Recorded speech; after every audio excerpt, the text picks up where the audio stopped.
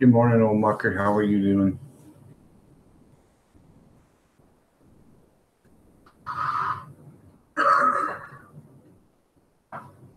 Good morning, old mucker. How are you doing?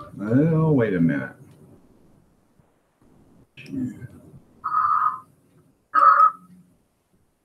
There we go. Mary, good morning. How are you?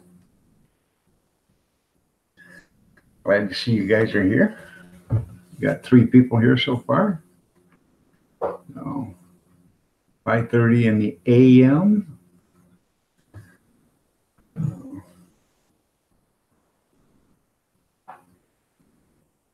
Did you go get yourself a cup of tea? Because I know your wife wouldn't go get you one there, old mucker. Because you got 2 legs. Go get it yourself. It was a rough night. I fell asleep around 11:30, somewhere around there, and woke up at 3:15 and ain't been able to go back to sleep. I took a couple pain pills. It just didn't work.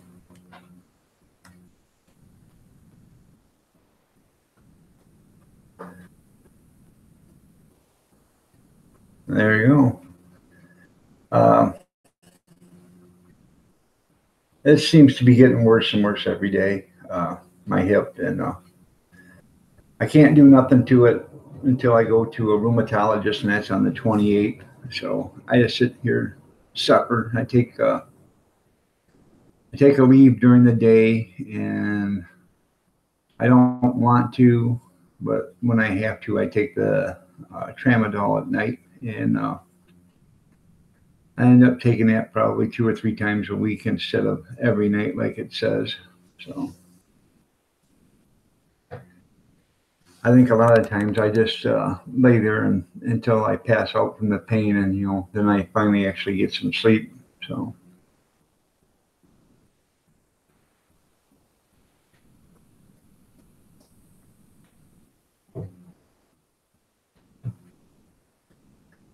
I used to do that all the time, Walker. I did that for basically almost 30 years.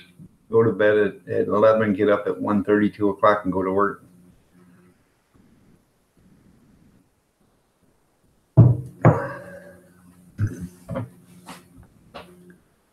But it's slowly catching up to me. So,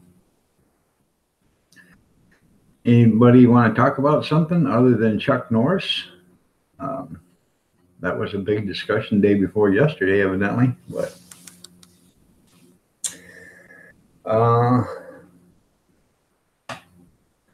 I'm going to do a commodity video, and what a commodity video is I'm on Social Security disability, and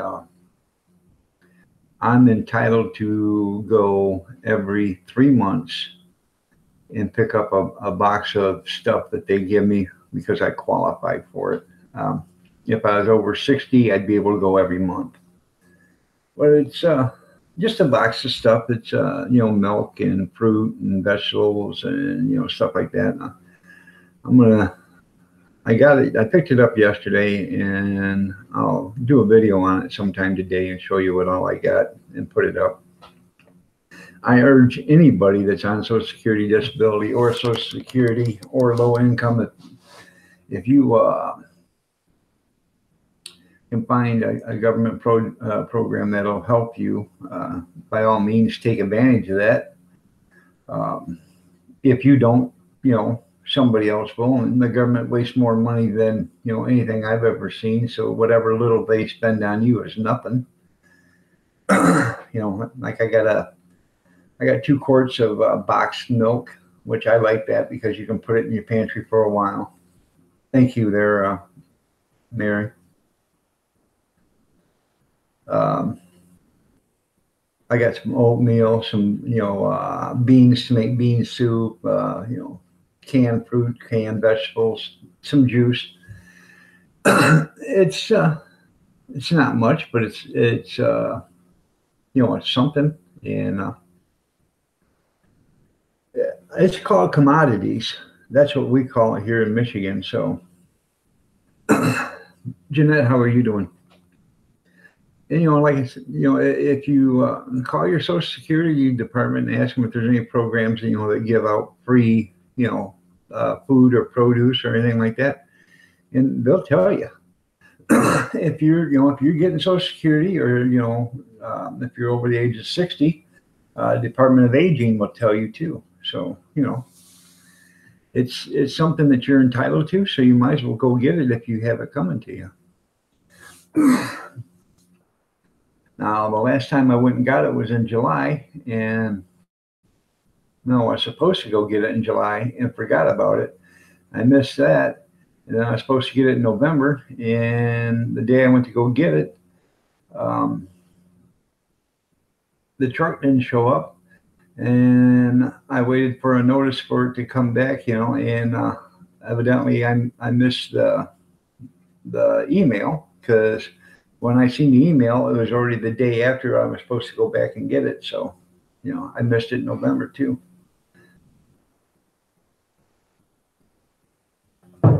So,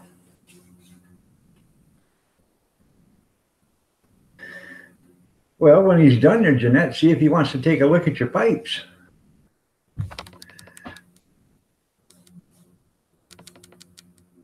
Does he have a wig on? Yeah.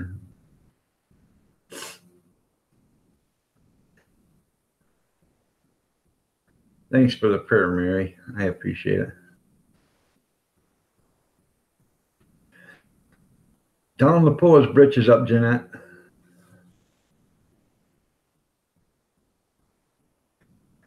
I'll have to have her tell me that someday, old mucker.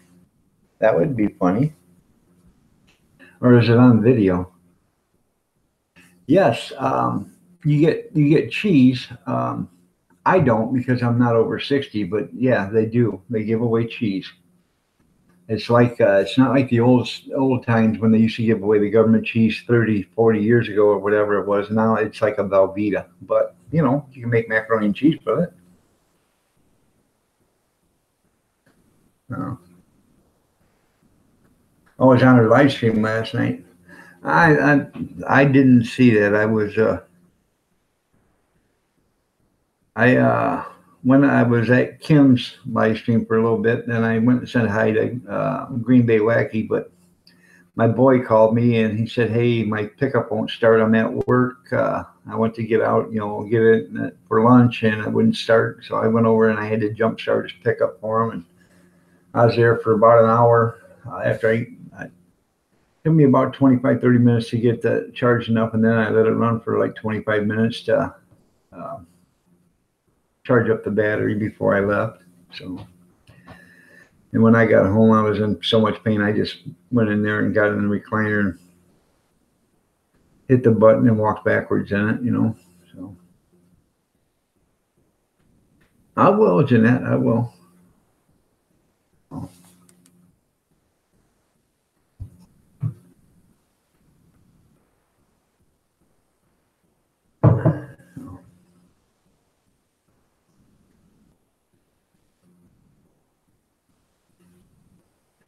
Hey, don't count us old guys out there, Jeanette. We may be old. That's why they made Viagra. The young girls like the old guys because the old guys have got everything already. So,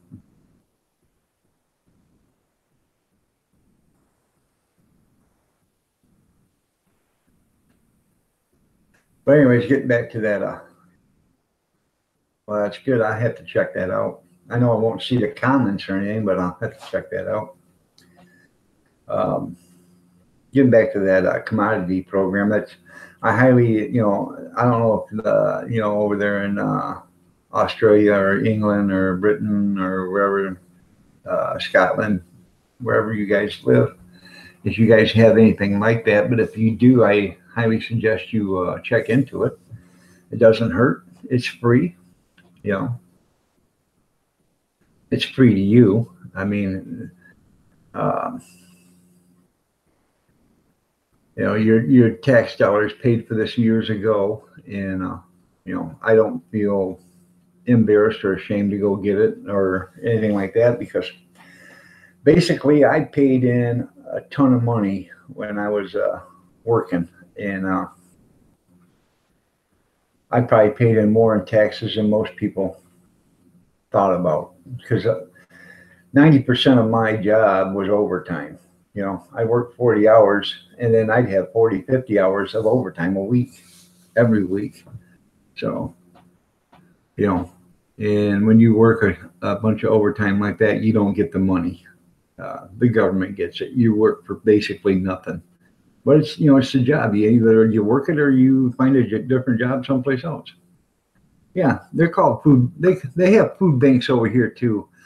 I don't go to the food banks because I don't need the food, but I do go to the commodities because I'm entitled to that, and it's a government program. The food banks is for over here is for the needy, the people that don't have nothing, or the really low income, and I don't want to take away from them, and I do believe those people are also entitled to the commodity program. I ain't for sure, but I think they are. Maybe not, but if they are, they should take advantage of it. And if they ain't, well, I'm sorry, but I think they ought to be able to take advantage of it. Like I got 2 quarts of grape juice and 2 quarts of apple juice, so I will be making grape wine and apple wine with that. Then I got beef stew. They have beef stew in a can, and you wouldn't believe how many. And it's good beef stew. I've had it before lots of times. But you'll get people that'll get that, and they'll take the can out and they'll put it on the table as they're walking out because they don't like it. And I thought, well, if you don't like it, that's fine, but go ahead and keep it because, there might be a day you might need that, And when they put it on the table, if anybody wants, they can take it. And unfortunately, I wasn't there in time to pick it up. Somebody else grabbed 2 cans of it. And I thought, well, that's good. If you didn't get it, I was going to get it. So, because I like it, and I put it in my pantry. Right now, I've probably got 40 cans of beef stew in my pantry, and some of them are the 1 gallon or the number 10 cans, and we use it, and we keep it back just for that occasion. If it's bad times, we're gonna have it. So,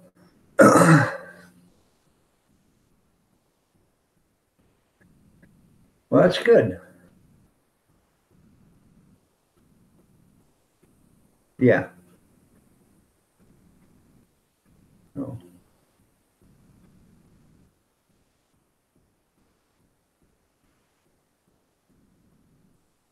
tell him to pull up his britches there, Jeanette. Never met a plumber that didn't have his ass crack hanging out.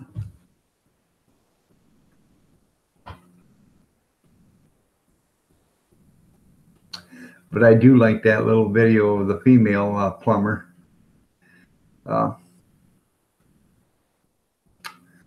Which one is it? I know it's for a toilet commercial or something like that.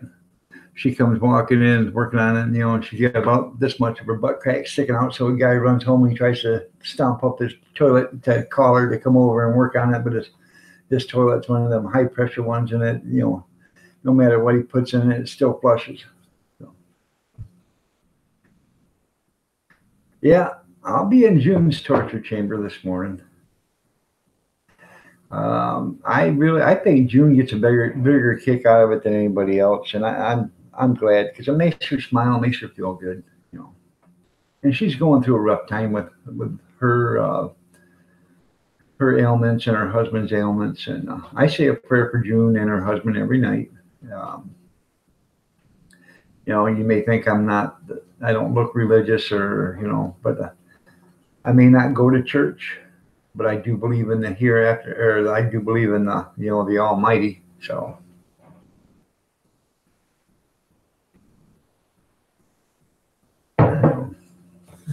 yeah, the old torture chamber. Yeah, I was on cab 7's chat or in CAD 7's chat yesterday, and Fireman CV was there, and I told him, I said, you're going to get written up again for no show, no call, no show. So, and you're going to get docked and paid for not being there. So,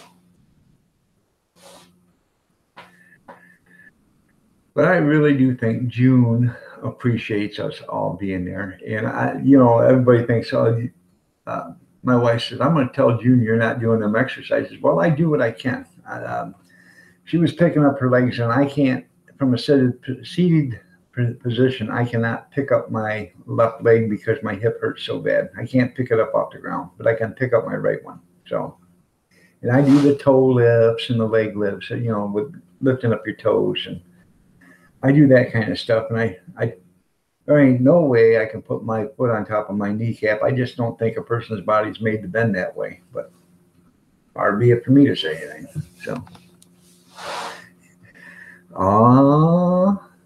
so I do exercise with her, though. I think that's the least I could do. Is if she's going to do it, I'll do it. I'll do whatever I can. So.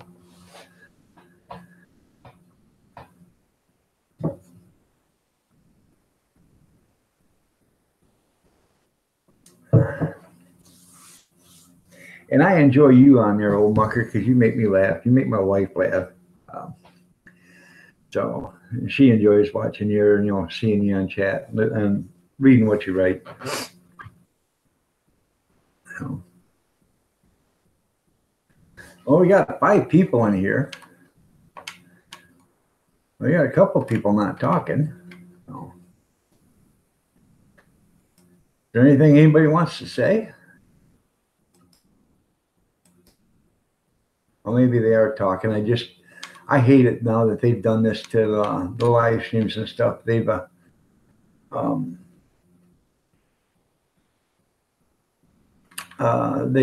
they put a special thing in here on your chat room, and it says top chat or live chat. And if you don't click the live chat on it, all you're going to see is the top comments from the people that comment the most. And they what they're saying is the reason why there's top chat is so it gets rid of the spam. Well, some of the people that leave comments, they're claiming it's spam, and some of them people that are spammers actually are some of my best subscribers. I go in to read my comments on videos, and it'll say you have video or comments held back, and I'll have to go back in and check, and it'll be some of the people that's been subscribed to me for as long as I've been doing this. So I have to sit there and read their comment, then approve it, and then so it goes into the chat room, or goes into the comment section. I think it's just another way that YouTube is trying to get other YouTubers upset at one another, so the smaller channels will get rid of each other. So. Or unsub each other or whatever. So you are sometimes informed there, old mucker. So I see every once in a while you'll say the F word in there, and June will read, and then she'll see that and she'll stop. So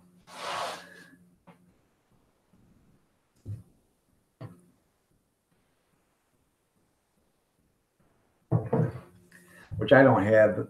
I don't have a problem.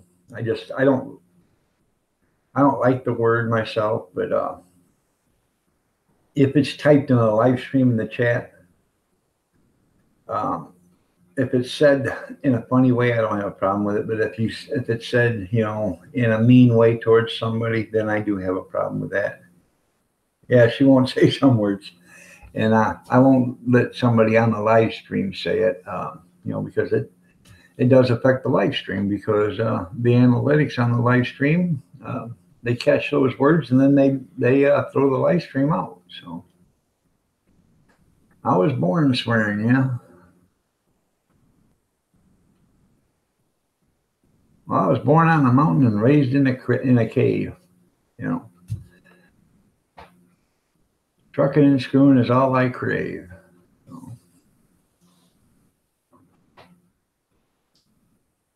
Exactly how old are you, old mucker, if I can ask?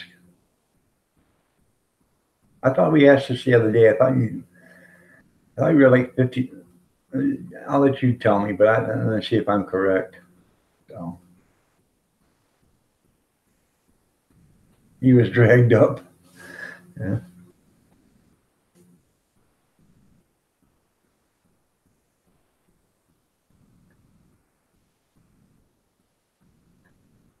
You're 57. Yeah, that's what I thought you said you were. 57 next month. So, so you were born in the year of your Lord in 1961. So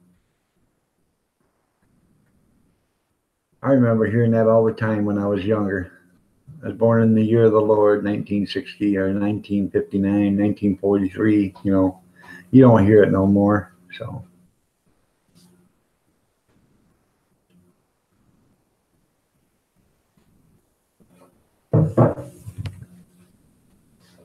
I'm 54, old mucker. And like I said, I was a garbage man for 25 years. And I was a garbage man before they had all this highfalutin, technical, fancy, automatic bullshit, that they got now. And I was their highfalutin, technical bullshit, uh, high tech equipment. I was I was the youngest guy there, the biggest guy there, and the strongest guy there. So they would send me out to go pick up the heavy stuff, the big stuff, and all the other stuff. And it just literally um, blew my body apart. So, Mary, you're still a spring chicken.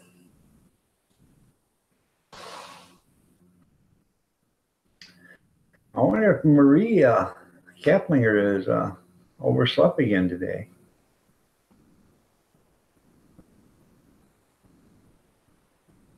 She told me that yesterday. She overslept. Laura, hi, how are you doing? Dazzle Diva.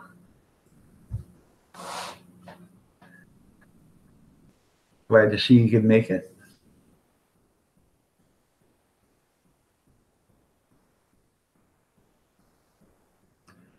The Redneck Railroad, 55 in August. Good, man. Good. I'll be 55 in July. So I'm just a little older than you.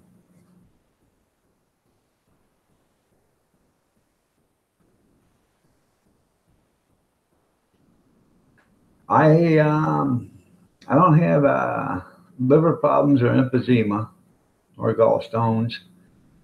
They want to check my prostate and they want to check my colon and geographic tongue. Yeah. I do have epidermis and sleep apnea. I have cellulitis, um, restless leg syndrome, um,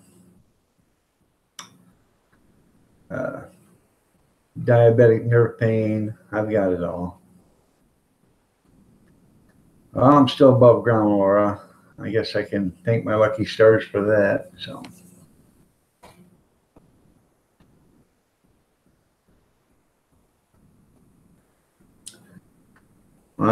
Japan, hello. How are you? That's a new one on me. I have to check your channel. Let's see what you got going. You got 3 subscribers.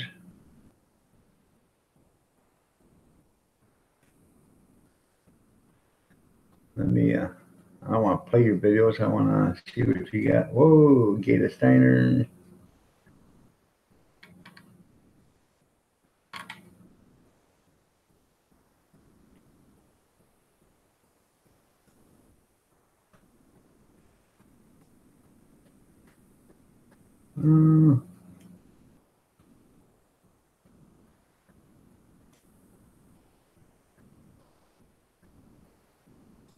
Sorry, Japan.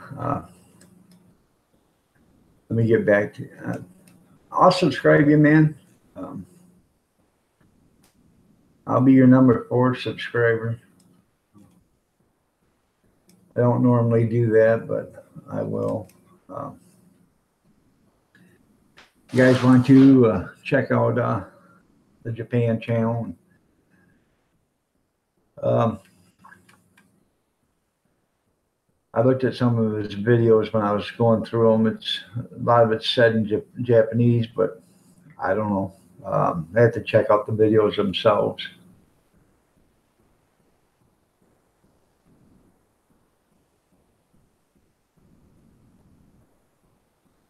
Huh. Well, that ain't good.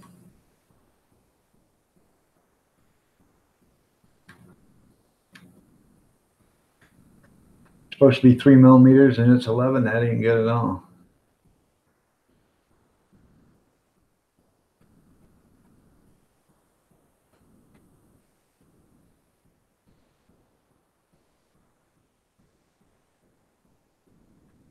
Yeah, show each other some channel love. So.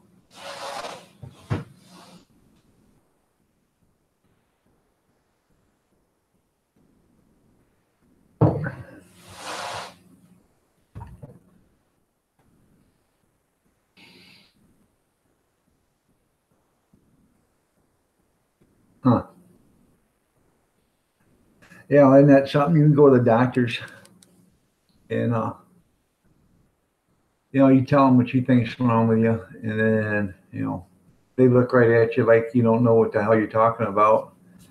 And then a couple of years later, oh, well, you should have told us about that.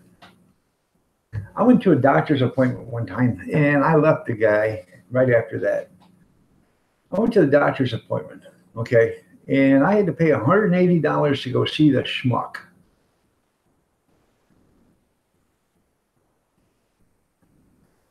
What do you mean nobody wants to add you, Laura? You're Dazzle Diva. I think you're already subscribed to everybody, except for Japan, maybe. Anyways, I went to this schmuck, and I paid like $180 to go see him. And I'm sitting there on the table, and waiting for him to come in. He opens up the door, and he stands right in the doorway. How you doing, Mr. Moore? Yeah, fine. What's wrong with you? So I tell him. Oh, is that the only thing wrong with you? Yeah. Okay. Let me do some checking and I'll let you know. That was the last time I seen him.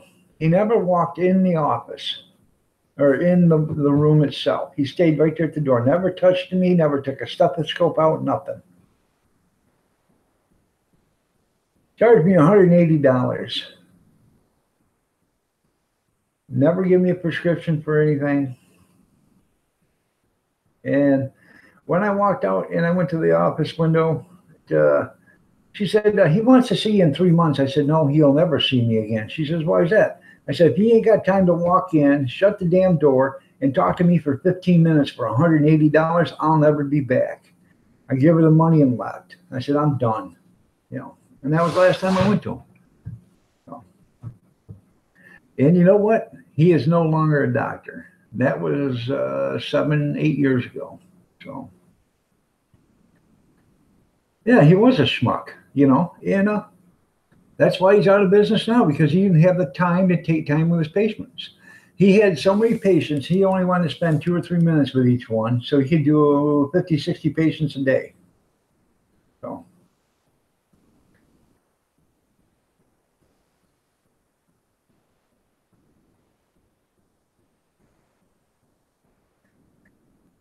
The doctor, I just left another doctor because it wasn't that he didn't want to spend time, because he'd spend 15, 20 minutes with you.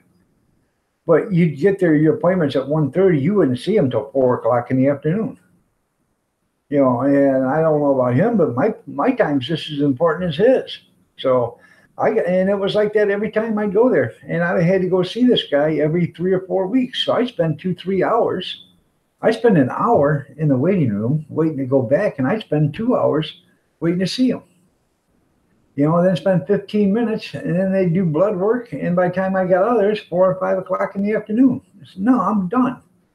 I should be in it. If my appointment's at 1:30, I should be in that room by 1:35 and out of that room by 2:15 at the latest. And no. And you can hear him talking, in the next room. And then next thing you know, oh, he's going to be here next. And the next thing you know, you hear him going down the hall. And then you hear him come back, go back in that same room, talk to them again. Then he'll go back and, no, I'm done. So I got a different doctor. And I went to them my first time, and I was there about 10 minutes and got in. So I thought that was great. Seen her, talked to her for about 45 minutes. Couldn't believe it. Well, then I needed a prescription filled, so I called in the office and said, hey, I got to have this prescription filled. Oh, okay. 17 days later, I finally get the prescription filled after I called them twice, and then I threatened to call I called my orthopedic surgeon, and I said, hey, can you have this refilled for me? Because evidently my new doctor doesn't have the time to sign it. The next thing you know, they called my new doctor, and then my new doctor called me right back and said, oh, we're sorry, Mr. Miller. We're sending it in right now. I said, there should be no excuse for it to take 17 days for you guys to sign your name on a prescription and send it in. No way, especially when it's electronic or, sent over there by fax. So.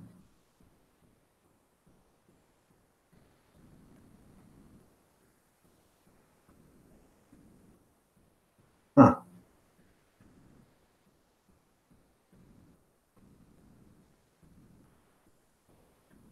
Oh, I know what you mean there, Laura, but I had an umbilical hernia. They took away my belly button, put a mesh in.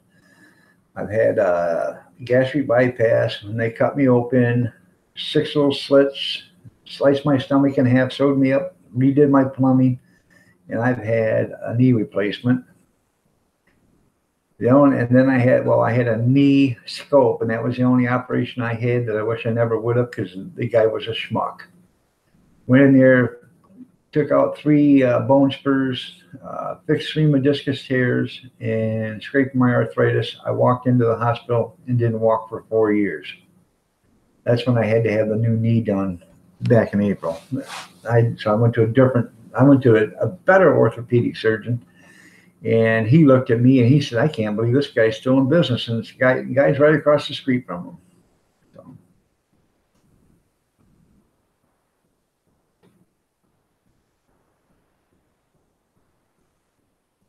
Well, what you need to do is find a good doctor that you can trust. So, I remember the old days, and I'm not that old. I'm 54.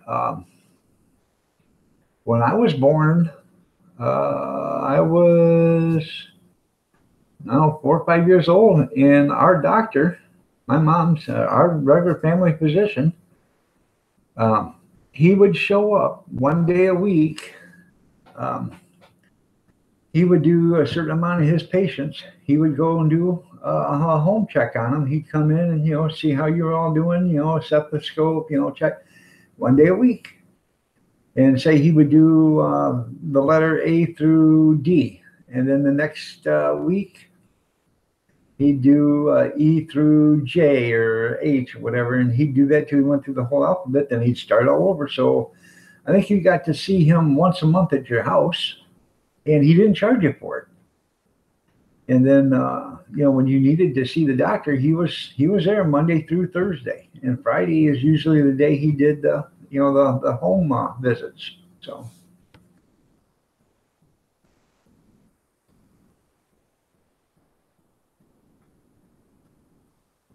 Yeah, that's you got an umbilical hernia right there. Oh, muckers it by your belly button. I picked up a garbage can that probably weighed about 250 pounds. I picked it up and was dumping it. And when I went to pick it up, I felt something rip in my stomach. So I sat down for about a half an hour, and the boss come by and he said, what are you sitting down for? And I said, well, I think I ripped something loose. Are you going to be okay? Well, I don't know. Well, if you're not, let me know and I'll get somebody out here, but go ahead and keep going. Like, man, you really cared. You really, really cared about your employee. So I don't know. I finished the day out. About 6 months later, I go to work and I go to push on something because it's stuck, and I rip it even worse. And I get in the truck and I start taking off, and just going down the road bumping was killing me. So I turned around, come back, and said, "Hey, I got to go to the doctor, man. I think I ripped it completely loose." And I went to the company doctor, and they wanted to ambulance me to the hospital because it was an umbilical hernia, and they were afraid it was going to strangulate my intestines and kill me.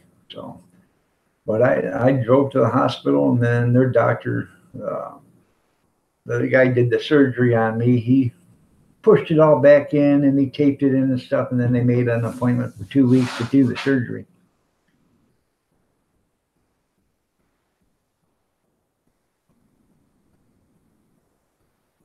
Huh.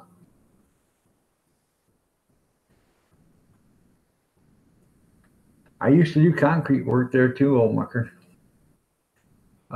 Guy I bought my first house from, he did concrete work, and he come pick me up, and I would bust concrete for him. He said, "I've never seen anybody like you bust up concrete." He said, "Man, you're a concrete busting machine." I said, "Hey, I can swing a hammer all day long, man."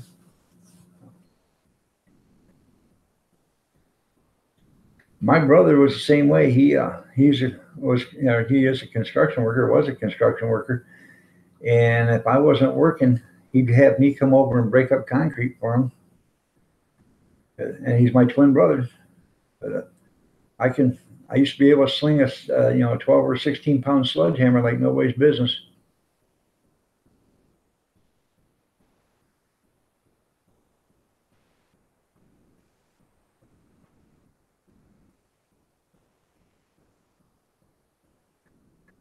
I know exactly what you're talking about there, mucker.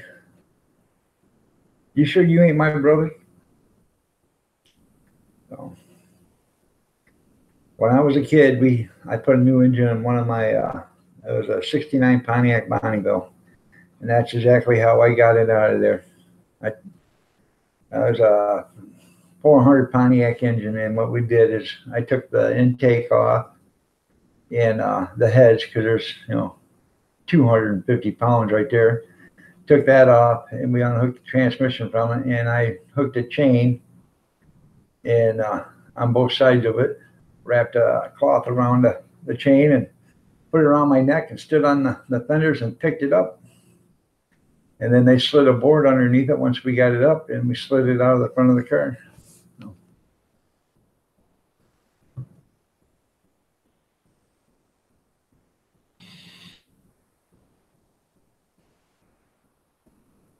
We could be brothers.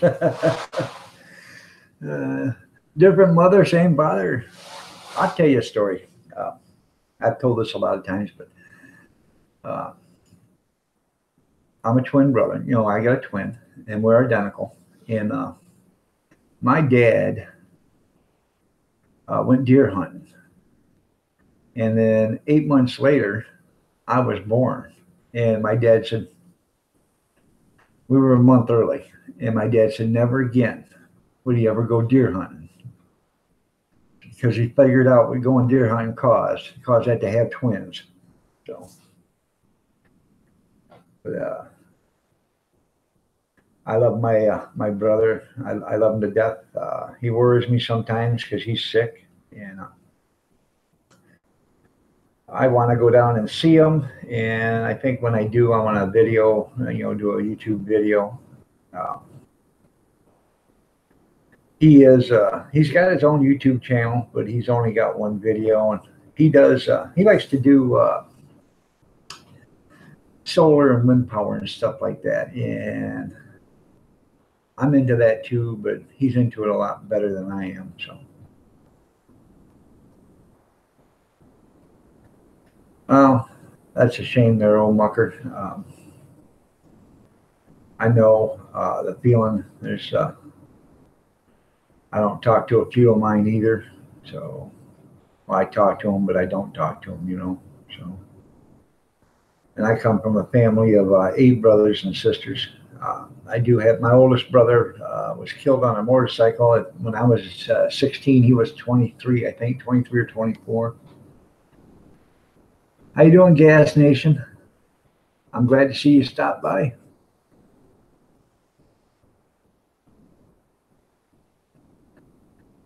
That's the way I was always the black sheep of the family too. You know, I didn't I didn't agree with a lot of stuff they did, the other ones, and you know, some of them always thought, well, the government would take care of me, and you know, a couple of them are drug users, and they don't think nothing's wrong with it. Well, I do. I think something's drastically wrong with it, and I also think if you have to work. I got a couple of them that ain't never seen the inside of a factory or never punched a time clock. So I don't think that's right. You used to beat your older brothers up. So yeah, and me and my twin brother are the same way. We think the same. Uh, he still works, and he actually probably feels sorry for me because I can't work no more. So I mean, I could probably do you know a greeter at Walmart or something like that, but um, I make a halfway decent living on Social Security. Being I paid in a lot. Excuse me for a second. I'm gonna go get me a cup of coffee. I'll be right back.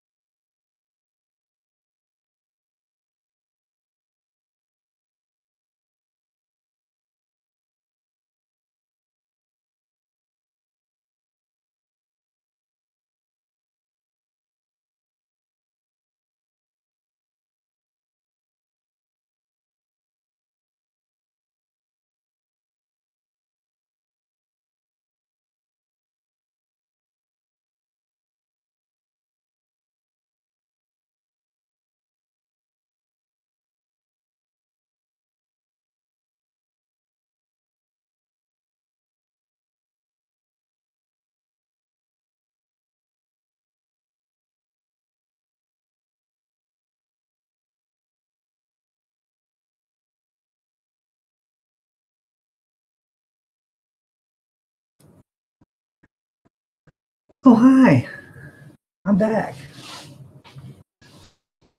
How you doing, Charles? Sorry, but I had to go get me a cup of coffee.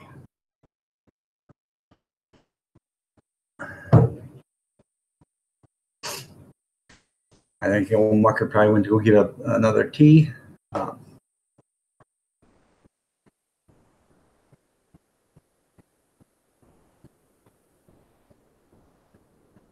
I got a friend that's got one from Harley three wheeler, and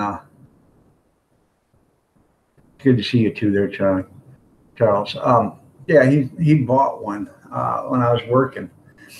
35 or $40,000. He bought it brand new, paid cash for it, and I looked at him. I said, "Man, that's one sharp right." He said, "I'm just getting too old to hold one up by myself."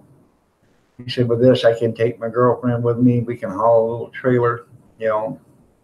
And he bought a little teardrop camper trailer that he can pull with it. And he said, "I love it. So we can pull out, go camping." Says I cover it up at night, so the dew doesn't get on it. And in the morning, we want to go someplace, we just get ready and go. I said, "Is that what you're going to live like when you retire?" He says, "Hell yeah, I'm going to drive my little three wheeler, and I'm going to pull my camper, and I'm going to go all over this United States with it." So I thought that was pretty neat. His little camper, it's got electric brakes on it, so it's wired. So when he uses his brakes on his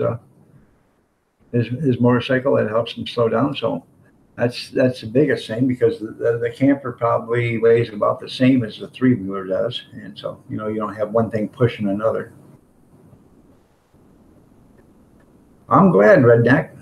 I'm glad, and like me and my wife, uh, we've been together 35 years, and it was always my intention when I got old enough, I wanted to uh, go over the road, and I wanted to take her with me. When the kids were all out of school and stuff, and I wanted to take her with me, and we'd go traveling, see the United States, one state at a time. Well, that didn't happen, but uh, I enjoy all the time I get to spend with my wife.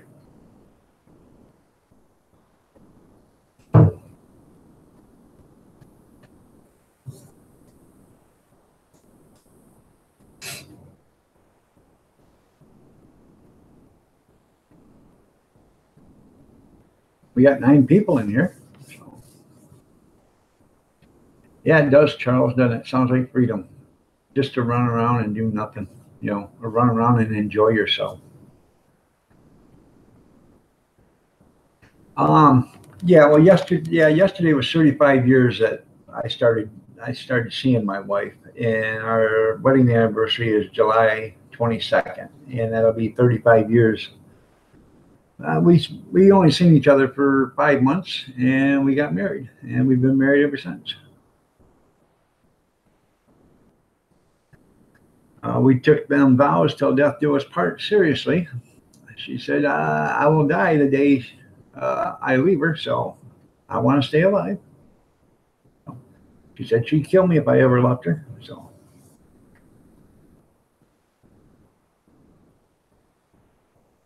just kidding. So, you know, I do love her dearly. So I have no idea what she sees in me, but you know,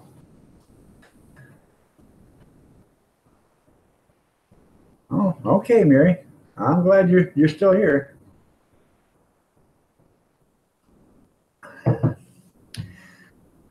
She is a good woman. I think I don't know if Jeanette's still listening or not, but I think she's playing with a plumber right now. So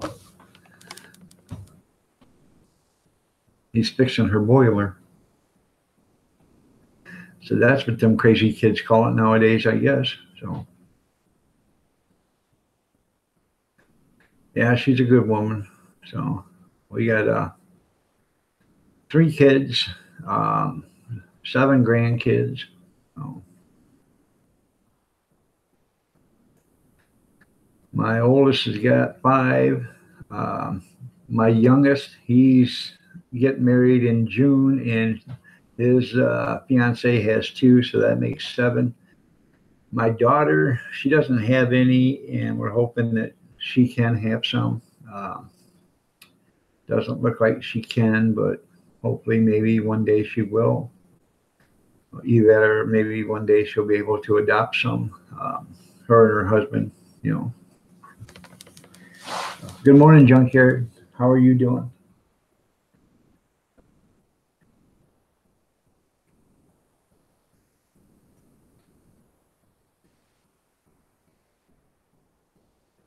I couldn't believe how nice it was yesterday. It was 45 degrees yesterday or something like that. Snow started melting, and I don't know. I thought the kids might not have school today because of fog, but it doesn't look that foggy.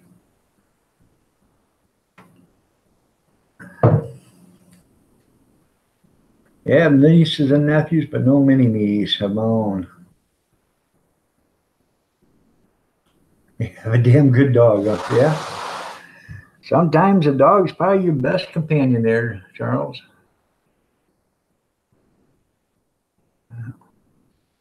Um, that's that's a heat wave. So, you're in Oklahoma, aren't you? There, Junk.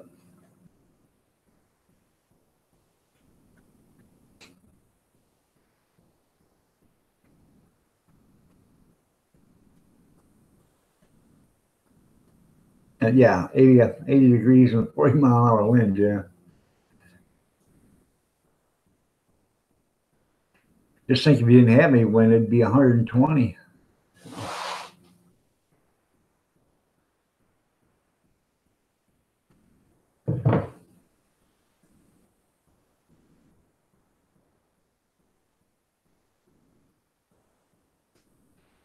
And probably it was a beautiful day, probably, wasn't it? I like it when spring starts to come out, and it starts to warm up. The sun hits you and it's warm.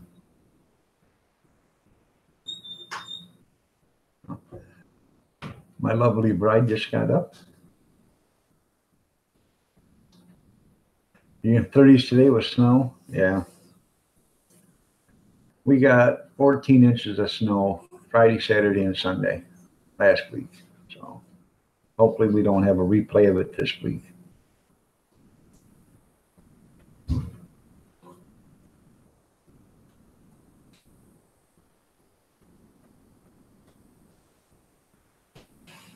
Are they delayed or anything?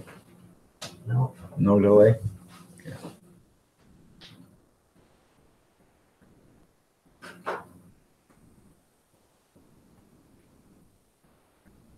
Riley Fitzgerald, how are you doing today?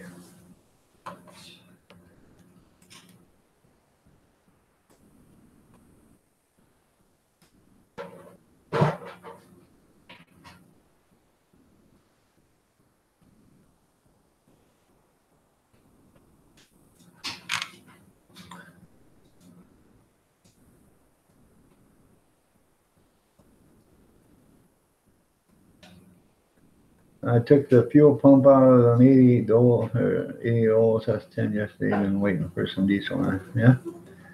Yeah.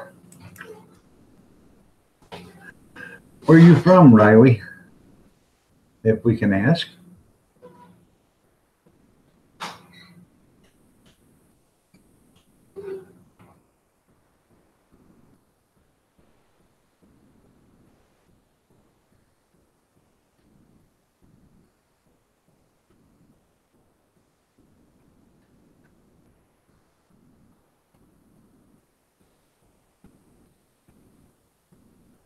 Yeah, I know.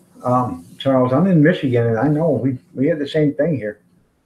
Um, Below zero weather down there or out here.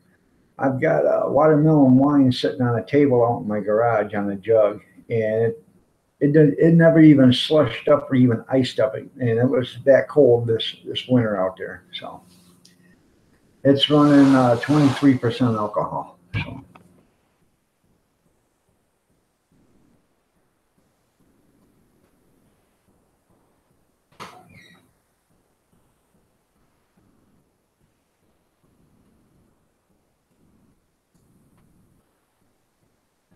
yeah,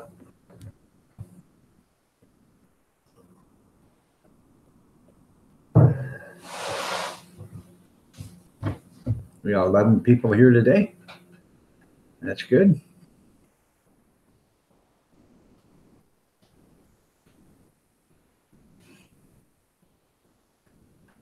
I don't know if you heard me, but whereabouts are you from there, Riley?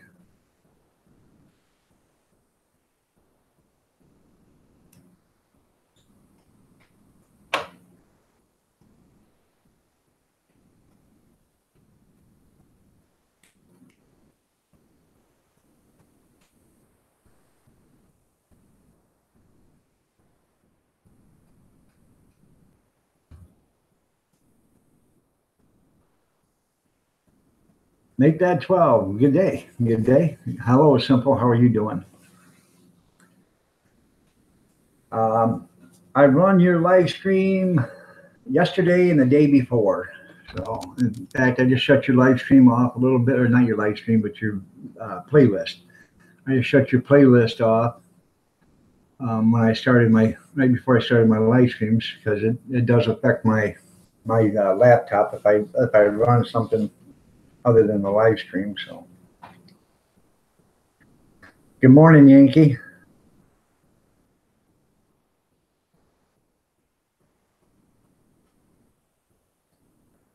Okay. Well, Dublin, Ireland. Cool.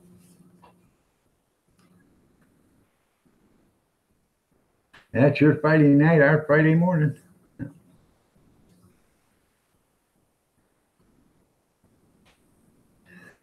I'm trying to get you closer to your 300. I got you at least 20 some hours. So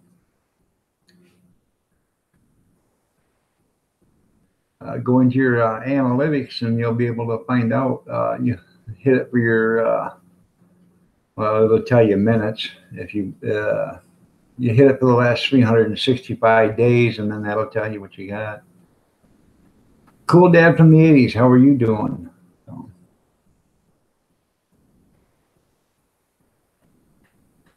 if you guys can, the Simple Joys, he needs a little view time. So if you're not doing anything, run his channel on your computer when you're not using it. Give him some view time, or watch his videos too. You that'll always help. No, there's a couple of them that are from one's from Australia, and well, actually two if Jeanette's listening. Simple Joyce is from Australia, and then the old mucker, he's from England, I think, or Britain.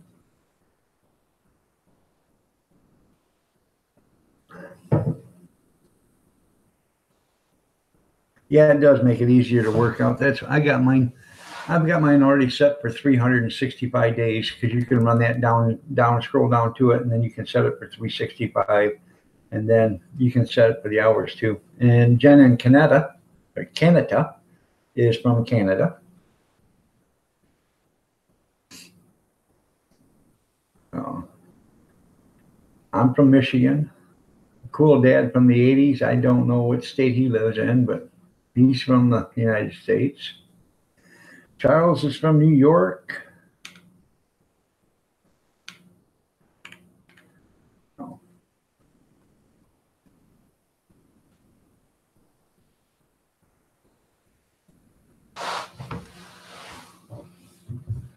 Old Australia for Simple Joys. Not too bad, Jen. How are you doing? How you doing, TJ?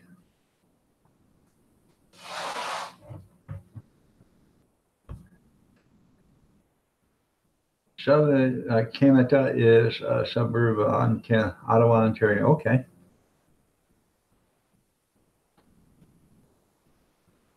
Thanks, TJ. I appreciate the channel love and the support. We all need this support and show everybody, the channel love. Um, like I've said 100 times before, the big channels, the ones that's got 100,000 or whatever, they don't care about you. They don't care about me. All they want is you to watch their videos. And if you comment on one of theirs, I can almost guarantee you they won't comment back to you. I try to comment or give a thumbs up and a like or a heart back. So you've been up all night? Oh, I got up at 3:15 this morning and went to the bathroom, and I couldn't go back to bed. I sat in a chair and watched the rest of Chopped, and then I watched Mystery Diners, 2 shows of Mystery Diners, and then I got out of the recliner and come out. So.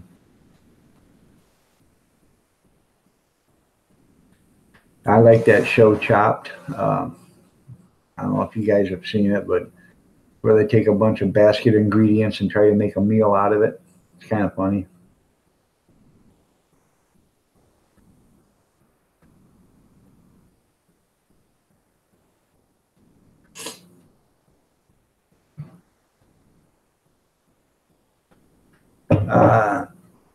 Yeah, Detroit's in Michigan. Yeah, Detroit is in Michigan. So the Motor City.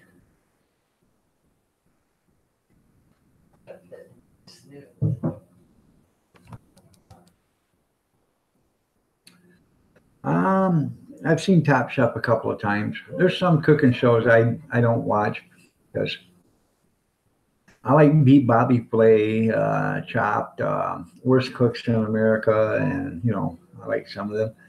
I like the ones, the Cupcake Wars and stuff like that. And I won't watch them when they're on, but I'll watch, when they do a whole series of them. I'll sit there and I'll watch 4 or 5 of them in a row or whatever. So.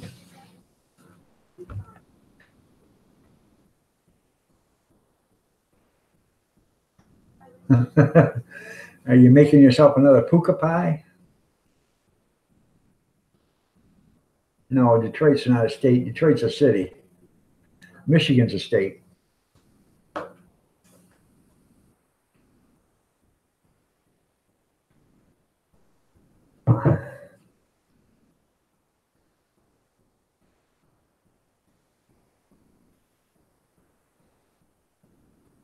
Yeah, Detroit is a city. Pretty soon you're going to see things made, and it's going to say "Made in Detroit" again. Years ago, all the cars, when you opened up the door, would have a metal plate right there that would hold the carpet down, and it would say, division of Chrysler or Fisher Body Corp, and then it would say "Made in Detroit" or "Made," in California, or whatever, and it was where it was assembled. And hopefully, pretty soon we'll get that old standard back and start making stuff back here in Michigan or in the USA.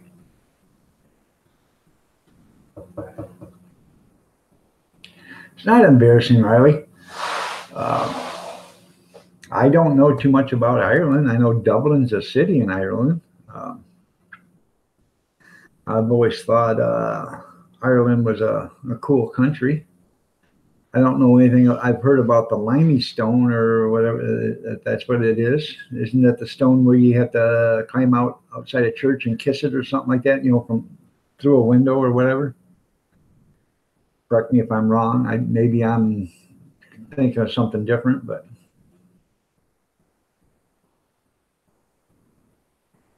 No.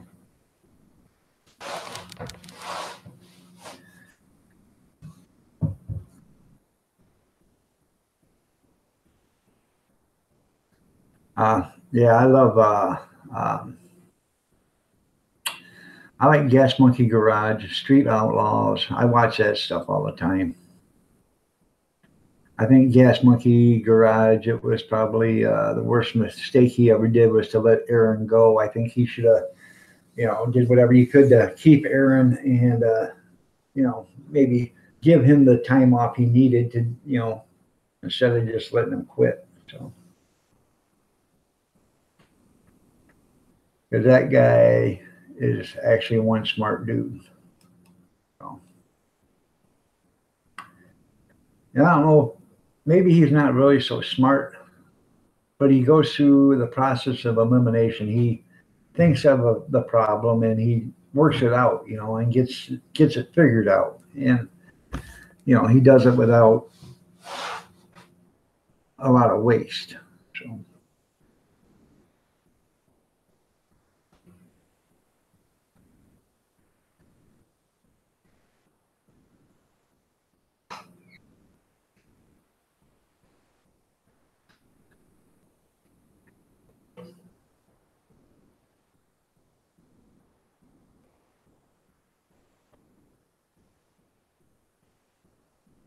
Yep, that is too hot. Yeah, the Blarney Stone. There you go. I couldn't think of what it was called, but I've actually seen some video of people reaching out and hanging out there and trying to, and kissing. I thought, man, that is dangerous because they're, I don't know, like 30, 40 feet up in the air, hanging out of an open window or whatever, an open area.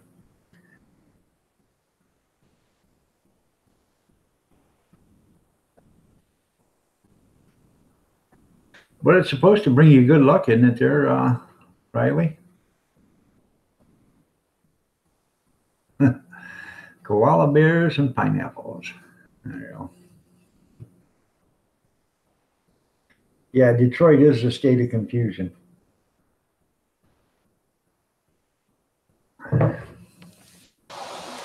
You know, you'll see it on the news or on TV, you know, on the sports centers and stuff like that, and they'll show you Detroit.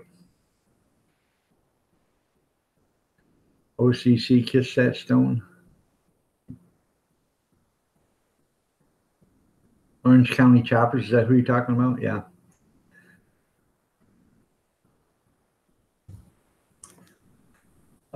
But you'll see, you know, Detroit up on TV, you know, and they'll show you Detroit and they'll show you all the beautiful things in Detroit. But what they won't show you is the 99.9% of that city that isn't beautiful, you know. Um, I'll take you some places in Detroit, man. You swear to God, you want to hide underneath the seat of your car until you get out of there. So,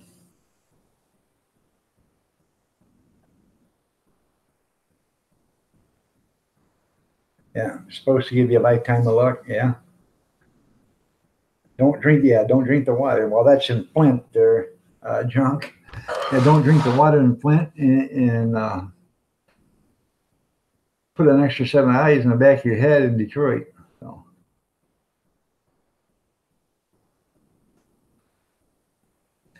we used to take four trucks with double trailers, and we'd run up to Detroit every morning at 3 o'clock.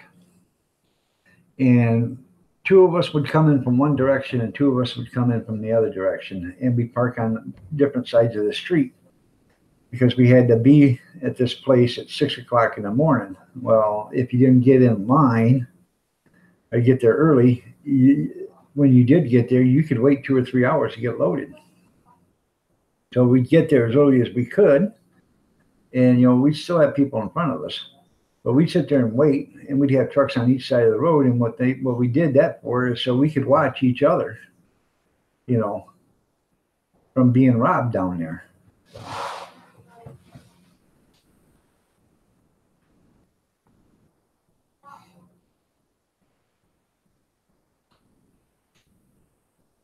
Yeah, there ain't no really good news coming from Detroit or Chicago. Yeah, Detroit Lions. Yeah, American football.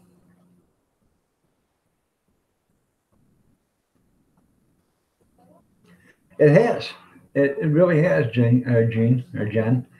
Uh, Detroit used to be a nice city when they were hustling and bustling and building cars down there. Everybody had jobs. Everybody had money. Then all of a sudden the factories left. Now nobody's got money. Nobody's got jobs. And the only thing you do is you go out and rob people or you commit crimes.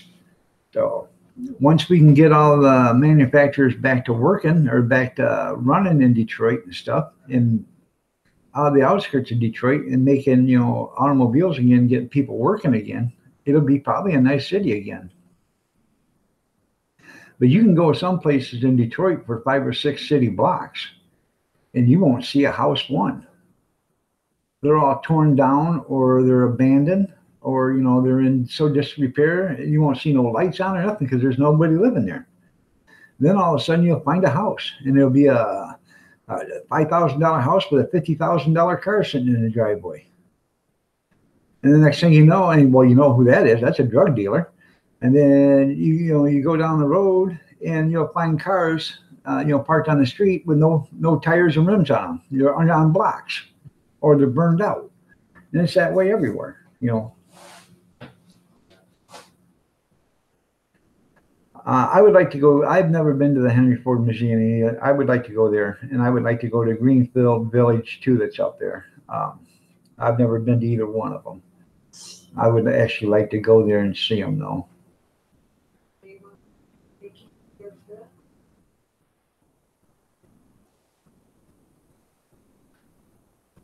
What's that? Yeah, I want Mama to take me on a field trip. She said, "Do you want Mommy to take you on a field trip?" Yeah, could you, Mommy, take me on a field trip? Mr. Dutchy Dutch, how are you doing today, sir?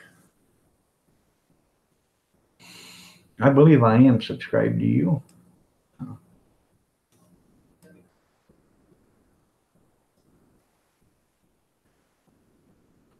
Yep. You got 469 uh, subscribers.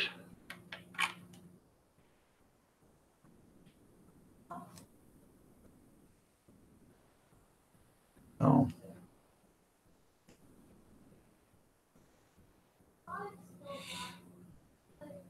you're on your way to work? Well, I'm glad to hear that and sorry to hear that at the same time there, Mr. Dutchy. Um, they're coming back already there, Jen. They might not hit inside the city, but they're coming back to Michigan. We've gotten a couple of companies starting to build new factories and stuff already.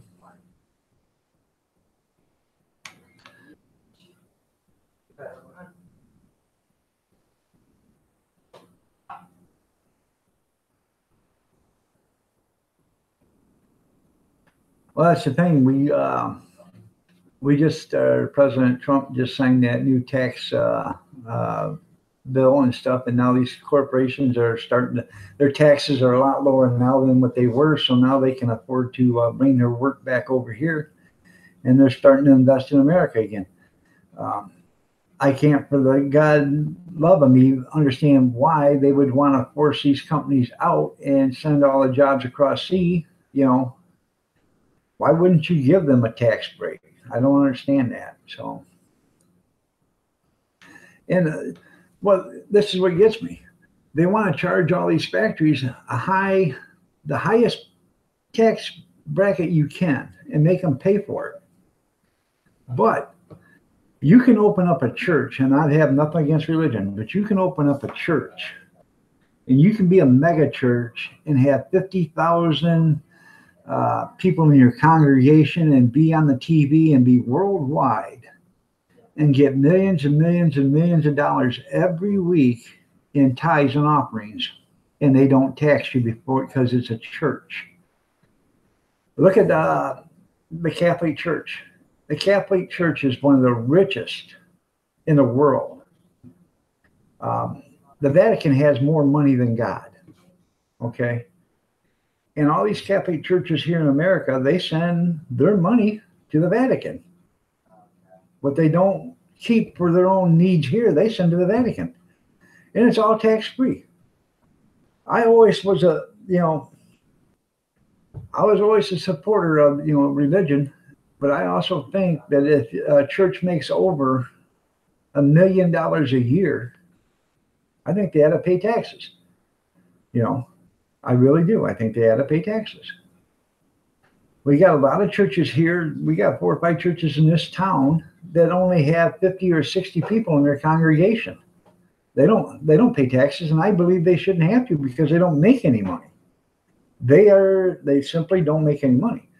But when you have 50,000 people that come and see you every Sunday and come see you on Wednesday, and you got 1 million people watching you or 10 million people watching you or whatever, and they're all sending money in every week, I think that ought to be taxed.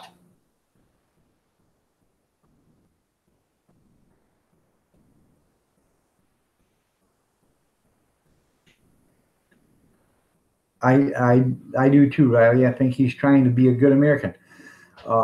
He doesn't take a salary. Everybody's upset, because he spends money doing this, spends money doing that. But this guy has lost $600 million in profit out of his own business since he's become president. And he doesn't take a salary. And I really do believe he's trying to get America on the right track.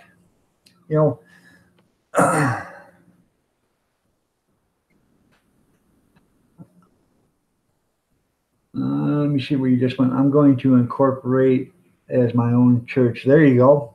That way you don't have to pay taxes. I guess it works for them. It might as well work for you there, Junk.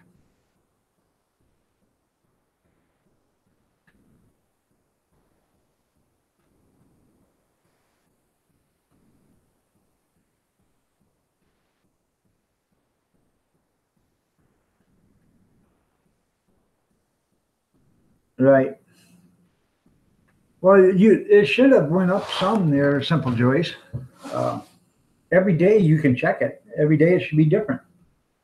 Yesterday mine was at 169,000, and today it's 100, or maybe it was 179. Now it's 189,000 minutes. So Yeah.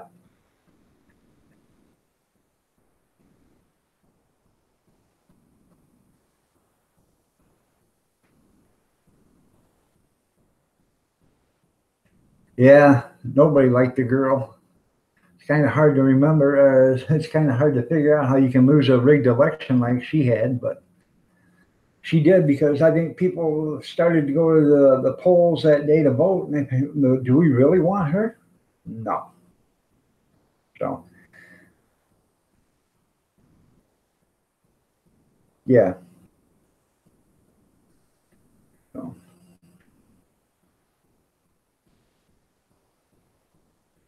all right, Mr. Dutchy, I'm glad you got to show up. Thanks for being here. Catch you later. You're right, Charles, but I'm not going to get into a political. You guys can talk about that on the chat, but I'm not going to get into a political thing here.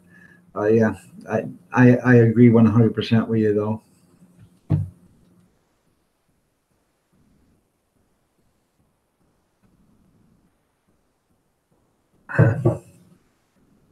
Well, I'm going to type in a list of channels that need uh, some support.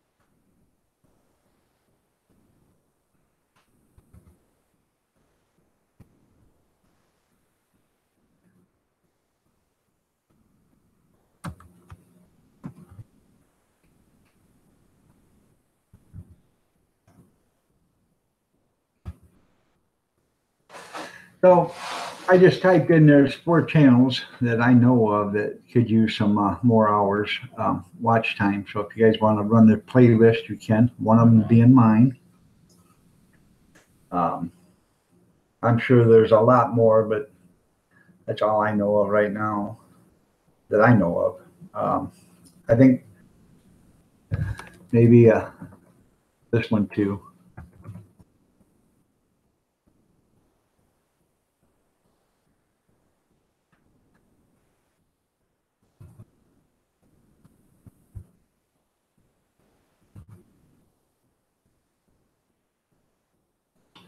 Okay. Well, um, I just got a notification that June Gall is not going to have a live stream today. So that's too bad.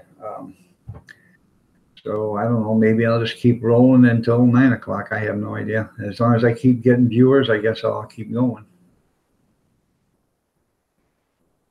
I have like 190,000 minutes right now, and in order to get my 4,000 hours, I have to be at 240,000. So I got, I'm 50,000 minutes short. So, and I run. You guys can do this if you want, but at night when you're sleeping or whatever, open up a bunch of tabs on your computer and then run channels. Like I run My Blind Mama's Messy Kitchen. I run one for Simple Joys. I run 2 for Kim Fife, and I run 3 to 4 for me. And I'm trying because I need the watch time. You got to take care of yourself too first. So, all right, Charles, you have a good one, man. Thanks for showing up. But you got to take care of yourself first. So, I mean, like the Simple Joys, open up a few tabs, watch, and stream your own, and then stream a couple others, and it's the same way with everybody else. But you just do what you can do. And I was trying to explain this to the bee lady the other day. If you open up 6 tabs and you run the same YouTube channel on all 6 tabs, and you give them, you write on them 6 tabs, you start a different video on each one of them in 10 minutes time. No, yeah, in 10 minutes time, those 6 channels is going to give that YouTube channel 1 hour's worth of view time. Now, there's some people that are running 10 tabs at a time, so that's every 6 minutes.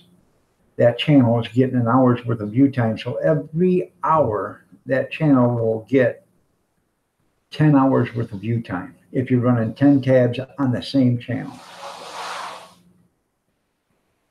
So,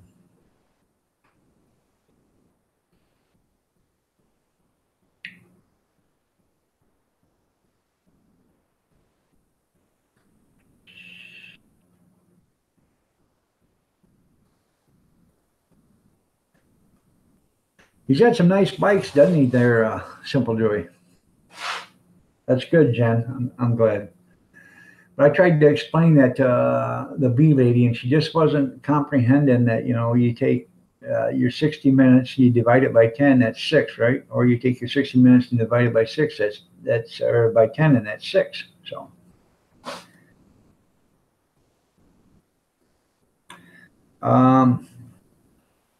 Yahoo, you mean YouTube?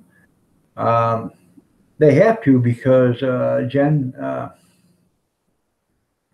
if you run the same video more than once, it has to count it because all it's looking for is watch time, I think. You have to use different accounts.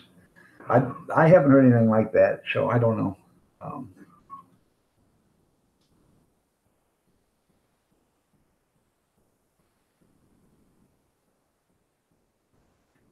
Yeah, I have unlimited internet. In fact, I got 2 cell phones right now in the bedroom running, and I have to go in here and shut them off every once in a while because they get hot. And like the laptop that I'm on, I shut it down to let it cool down for about an hour every day. And by the way, hi, Country Girl. I seen you come in. I just forgot to say hi, but hi, Country Girl. Thank you, Southern Bell Gaming. How are you doing?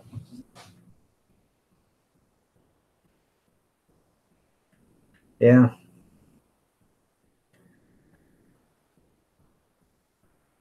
That's the same. That's what I don't understand anymore, Simple Joyce, is, like the cell phones. You used to have to pay for minutes and all that other stuff. And it doesn't cost them nothing. It's just one way for them to make more money on you and, just to rip you off even more.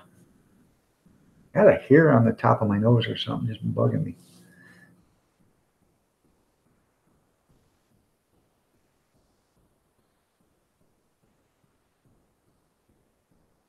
Yeah, probably.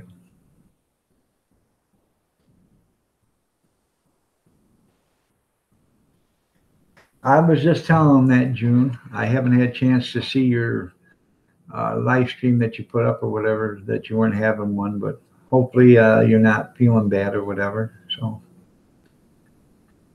and if you are feeling bad, hopefully you feel better. So, but I will check that out, that notification.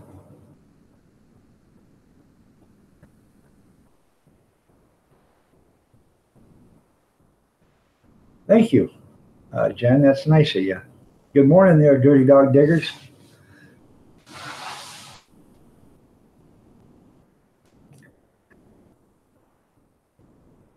No, she's not doing one today there, old mucker.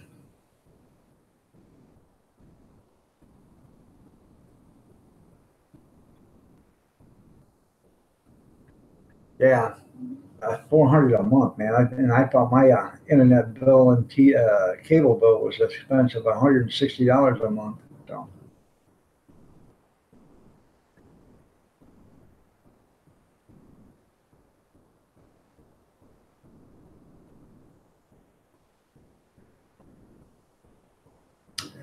I don't know what's wrong with if it's something wrong with June or something else. Oh, June's rough. Okay.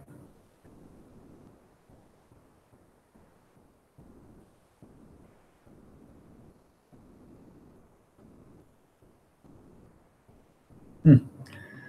Yeah, that's the thing. I'm gonna have 1,000 subscriber um, contest, and I'm gonna do a video on it. But I'm waiting until after I get done with this February 20th stuff. See where I'm at. But I'm gonna do 1,000 subscriber giveaway. We're gonna have a contest, and it'll be open to everybody in the United States and or into the whole world. And it's most likely going to be like a gift card or something like that from Amazon or something. So,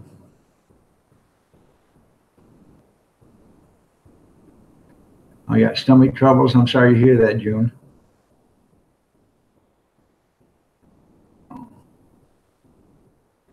'Cause I really do. My first giveaway was 500 subscriber, and I give away a watch, and I sent some spices, some mushroom powder, some dehydrated mushrooms, and some onions. And I sent them to my blind mama's messy kitchen because she won the contest. So uh, the next one will be open to everybody, and it will be, like I said, a gift card, Amazon or something like that, maybe. I believe it probably should be an Amazon card because everybody can get Amazon anywhere. So you don't want one? No, my wife don't want an Amazon card.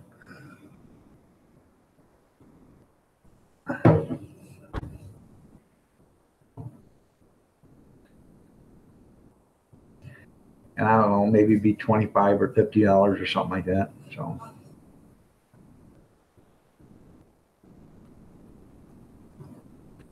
yeah, if you mail it to, well, a card going to Australia is like $4 or $5, I think. So Simple Joyce can tell you.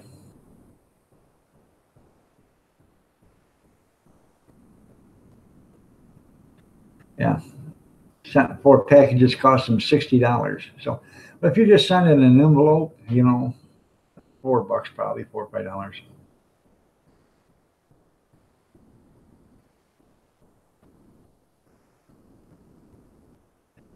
Well, it will result in income sooner or later. They're sarcastic, but we're not talking like going out and buying a Lamborghini income.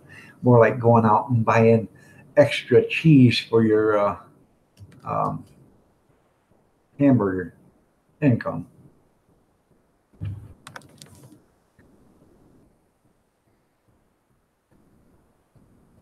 Well, that's fine. It'll be you know, you'll have to uh, enter the contest. So if you don't want to enter, that's fine. But anybody that wants to enter, it'll be all open, to the whole world, and anybody can enter. So, but that I'll probably release a video on like the 1st of March and make it, for the whole month of March. I'll give you time to subscribe to it or whatever, and then, or to qualify, and then have the drawing sometime in May or April. I mean.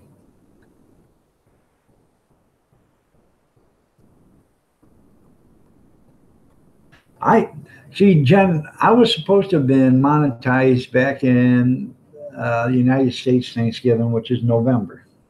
Before that, before the Thanksgiving, and I kept getting an email almost every day from YouTube stating my channel was under further review. My channel is under further review. My channel is under further review. Every time I would get one, and I know what's going on. Then all of a sudden I didn't get one. So I looked up and, oh, we changed our rules now.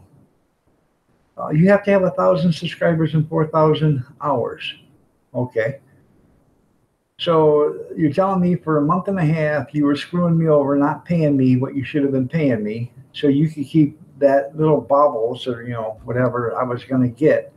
So you could keep it yourself, so you could screw me over by telling me now I got to have 1,000 subscribers and 4,000 hours.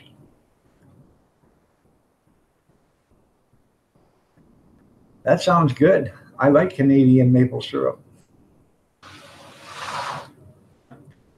I gotta get a hold of Fireman CV and see about his maple syrup. I've got a guy I went to school, and we usually buy 2 quarts of maple syrup from him every year, and it's $20 a quart. So I don't know what it's going to be this year, but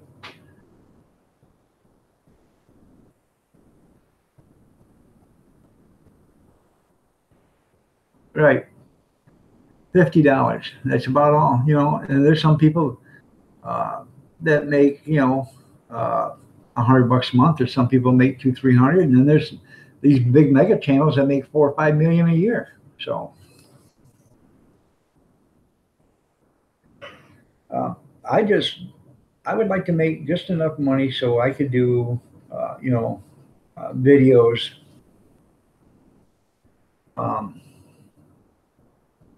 that don't cost me nothing.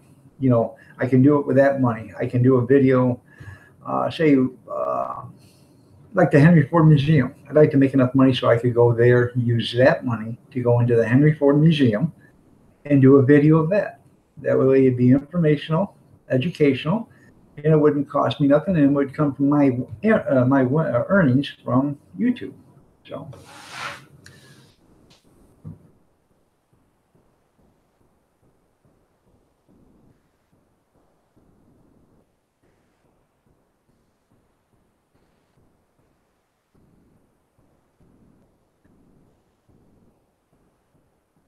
I I know, old Mucker. I have a Me and the wife, we have a hot dog cart, and we started that with little or no money. Um, so little to no money. And, you know, when we have events to do, we make some money. We don't get rich, but we do make some money. It doesn't. We've only we've only went to one where we lost money, and we only lost $3, and that was after I paid the help. I paid my daughter, and I give her $10. I give her $10 an hour cash, and you know. So if my wife was able to work that night, and I wouldn't have had to pay, you know, my daughter wouldn't have been there, and so if my wife would have been able to work that night, we wouldn't have had to pay anybody. We would have made money. So.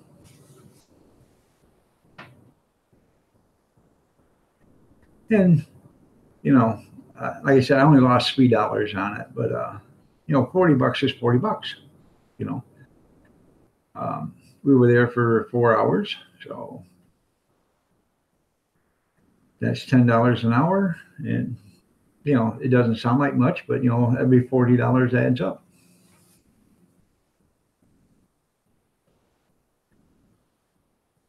If you would spring for buns, you'd probably sell more. I do spring for buns. In fact, the hot dog buns are probably the biggest expense you've got.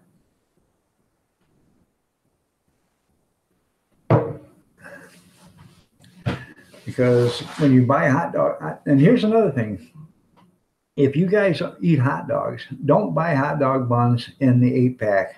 Okay, buy them in the 12 pack, because when you buy them in the 12 pack, they're already separated.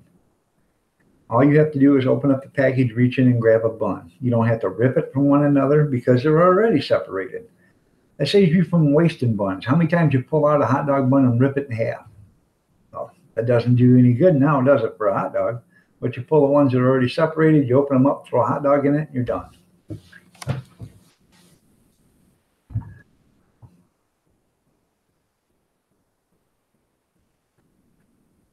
Yeah. I'm afraid it'd probably be pretty bad by the time it got there to Ireland there, Riley.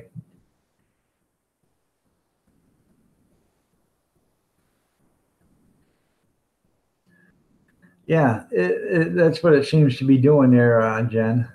Every time you turn around, as soon as you know more than get hit their benchmark, they change the rules again, because, and that's what's going to happen here. They're going to find out February 20th, 10 million people or 2 million or whatever hit their benchmark. Well, now they're going to say, oh, this is going to hit us in the ass. So now they're going to have to change that again. They're hoping for reconciliation. That's right. Oh. You know, sarcastic, me and my wife are separated right now. I'm in the dining room. She's in the living room.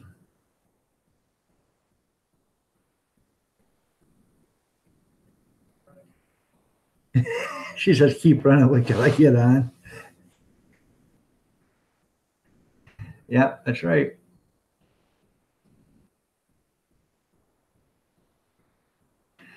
That's so you can buy more hot dog buns.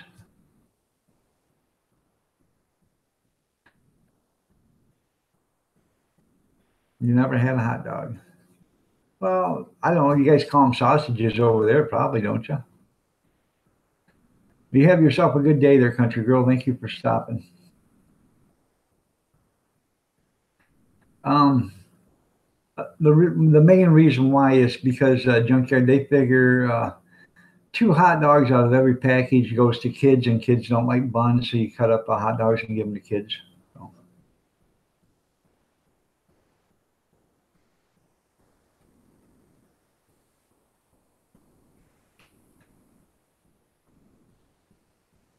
I'd like to make enough money to cover a quarter of a cow and get a new camera. In fact, I think I'm going to go get a new camera today. I found one at a thrift store yesterday, and I didn't have enough cash on me, so I didn't buy it. So I think I'll go back tomorrow today and pick it up.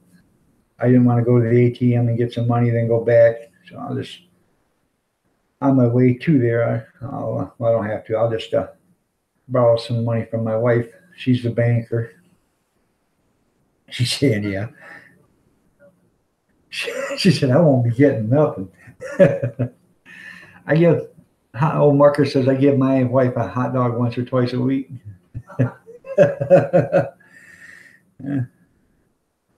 June still needs 170 subscribers. So if you guys want to show June some channel love, go ahead and show her some channel love. Go to her channel, hit that red icon on the right-hand side, and it'll turn gray, and it'll mean you'll be able to see June. So. FFC said you only need 169 June now, because he just showed you some channel love. And if you guys haven't seen June's channel, not today, she doesn't, but normally June has an exercise channel, and it starts at 7 o'clock Eastern, or 8 o'clock Eastern, 7 o'clock Central. And it's nothing hard. It's nothing physical, even though old Mucker and me, we give June some crap about, oh, she's killing us and all this other stuff. But it's a nice little channel. She does good on it. She wants to help people stretch out their muscles, and make a better life for themselves. And I think it's just a great channel. My wife loves it. I love it. And she's going to be uploading her vlogs again soon. Old Mucker only needs 898 people to look at his channel, hit that red button, so he can get 1,000 people to be in his channel. So he needs 898 people to show him some channel love. Old Mucker. June Gall runs a torture chamber. Yeah, she does there, old Mucker. Oh, the pain, the pain. We had two guys drop out already because they couldn't take it anymore. Fireman CV and Ben, Cab 7. I think June had to send out their written notices with their pink slips. So.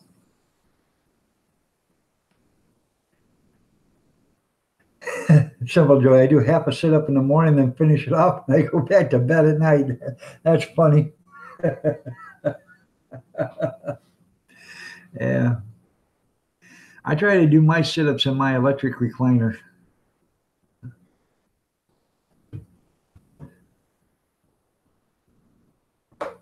As old Mucker said the other day, if you wanted to do toe touches, God would have put your toes on your kneecaps. Oh. But I really suggest you guys, if you want a good time, go to June's in the morning. Like I said, not today, but hopefully tomorrow she'll be on. And I have fun, and we cut up jokes. We make all these comments to her like you're killing us. Oh, the pain, and she gets a good laugh out of it. A lot of the people on the chat room get good laughs on it. The more people we get in there, the better the stream's going to be. Even though it's good now, the better it will be. And if nothing else, it'll keep you a little active. Now, I can't do some of the exercises June wants us to do because I have a bad hip and I can't actually lift my left leg off the ground from a seated position, but I can do my right, and then I can do the toe lifts where you lift your heels off the ground. I can do that stuff. And that's about the extent of the workout. It's not that hard. So. Okay, Frugal Farmer, have a good day, man. Happy trails to you too. I'm the same way, June. I don't do it to anybody. Somehow they upset me and do something, that I don't think they should have been doing or whatever. I just won't go back and visit their channel anymore, but I do not delete them either. So.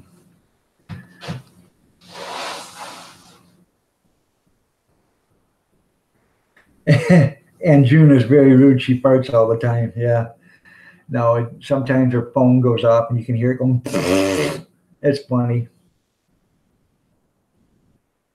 It is 7:12 in the a.m. here.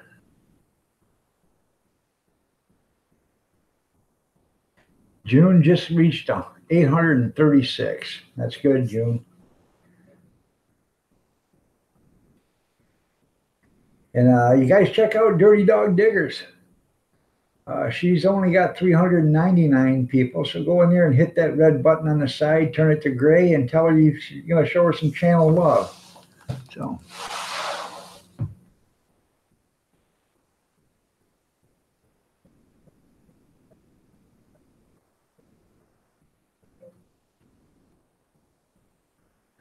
Well, that's what a lot of people say, but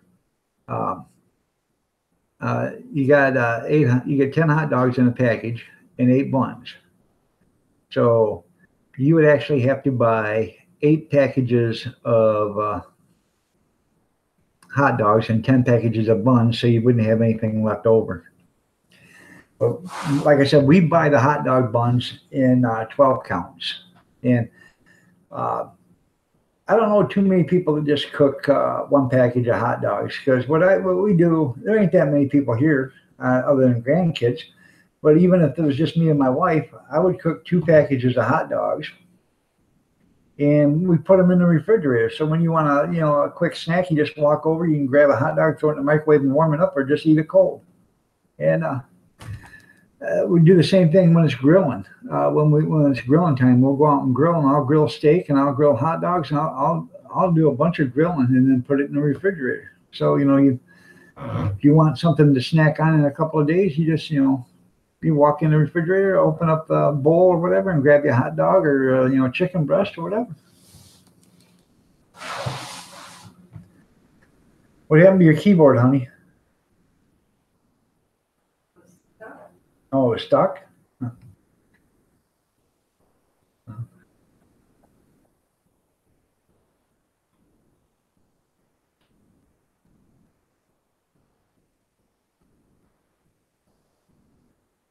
I don't know. I don't think she's close on her watch time. Hopefully she is, but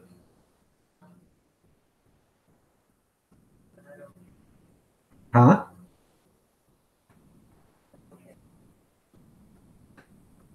Emma. Yes, I do have it figured out there. So.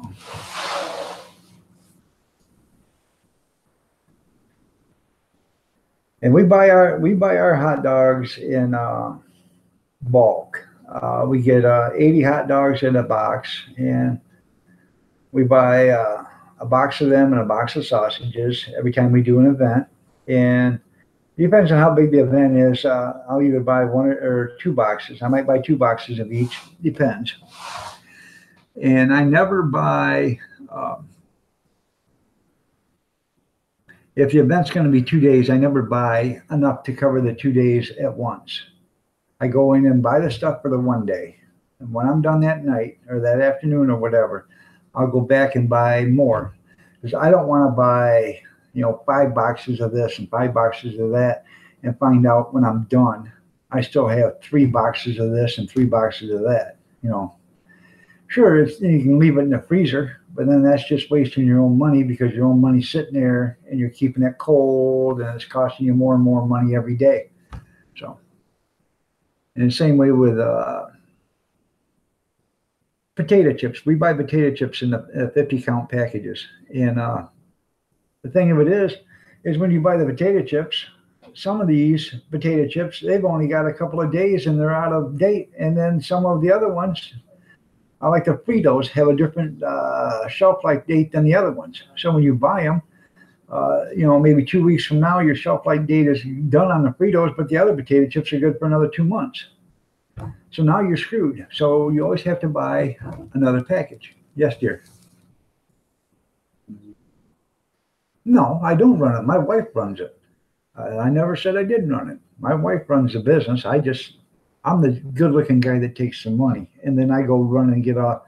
I run and get most of the product, and I am she is the chef, and no, she is the chief and cook, and I am the bottle washer because I do all the pans when it's done. And let me tell you something. That's why I want to get me a portable dishwasher because it takes about 2.5, 3 hours to wash all the pans, scrub them down, sanitize them, and then when I'm done, I put them in bags. I tie the bags up so make sure there's nothing that gets on them, and then I put them in a toter, shut the lid. And then when we go to do an account or an event, I bring them in, I rinse them off, make sure everything's still clean, and same thing again. So. Sort of surprised you got my 2 cents in there. Sarcasm. Let me see. Yeah, he just takes all the credit. No. Yeah, his wife does all the work, yeah. I got to catch these things. She went in here and snuck in on me. Yeah, my wife's got it all down pat, yeah. I just know the figures. She does all the cooking and stuff. But I've been in the restaurant business. Yeah, she's worked in the restaurant business for a lot of years. Different times, different places. Now behind every man with a hot dog is his woman. Oh no, that's the opposite. There you go. Yeah. I've got to catch up on these. As long as they're separated. So yeah. But I don't know. I could talk about the hot dog business all day long. If you guys get on Facebook, you can see my hot dog cart and stuff, or you can see my hot dog cart or our hot dog cart. I got videos of it, but I got a Facebook account. It's a Grab a Dog, and you can see it there in Grab a Dog. It's in a not an account, but it's in a group or whatever. I don't know what they call it, but yeah. The bun link, when they come out with a bun link hot dog, I think that was something because, every time you serve a hot dog, the bun was 3 inches longer than the hot dog. And now they got a bun link hot dog. So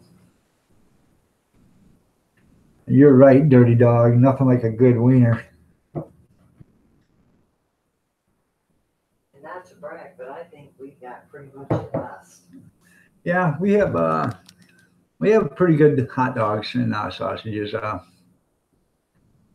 We did an auction back in November, and this woman come up and she ordered a sausage, and she bought it and she left, and she come back and she looked at me, and I thought, well, I wonder what's wrong with her. She says, I'm going to tell you something. I've been to hundreds of auctions and I've ate hundreds of sausages. I have never had a sausage that tasted that good. Well, thank you. She says, that is absolutely the best sausage I've ever had. We have a lot of toppings to go on it. Yeah, we have a lot, we get a lot of good comments, and we have a lot of good condiments that go on it. We have sauerkraut, chili, cheese, jalapeno diced, mild banana peppers, relish, onion, ketchup, and mustard. So pretty much anything you want to put on it. We don't do gourmet hot dogs like the Chicago or anything like that, but we could actually. All we have to do is get the celery seed and the tomatoes and you can put your own peppers on. The peppers are there, but oh.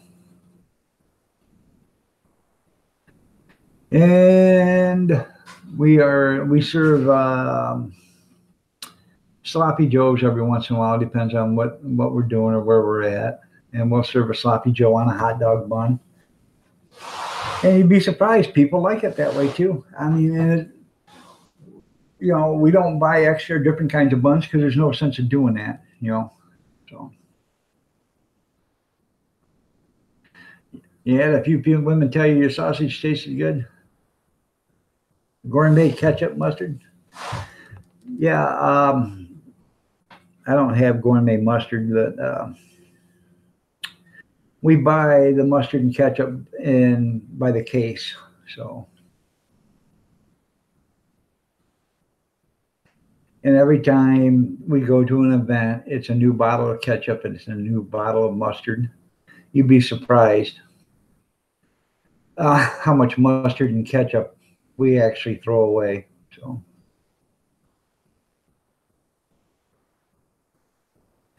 Good morning, Donna Michelle. How are you doing? I know a dirty dog. Mucker. He's got a dirty little mind there, doesn't he? So glad to see everybody here. 13 people. So you got some. Well, tell some of them.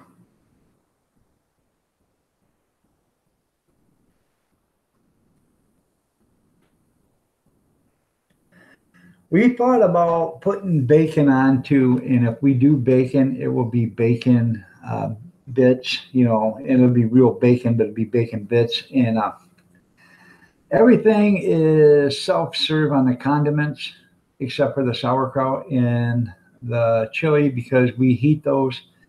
And the bacon would have to be put on by ourselves too, because, you know, I couldn't see putting bacon out and letting somebody put it on, because they would end up putting, $5 worth of bacon on a $2 hot dog or $2.50 hot dog, so.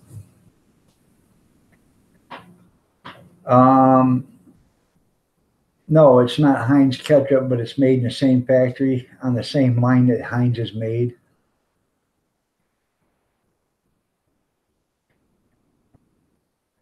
Good morning, Callie. Jean, how are you doing today?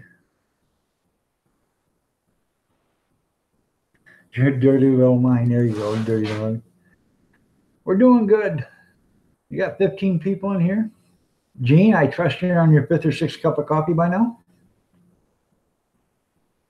It was $7.50. Yeah. I don't know what your prices are over there, but our hot dog here for us, we sell them at $2.50 and a sausage is $3.50. So. And somebody said, well, that's kind of high, isn't it? I said, well, you sit right there and you watch me. And, there was another hot dog vendor.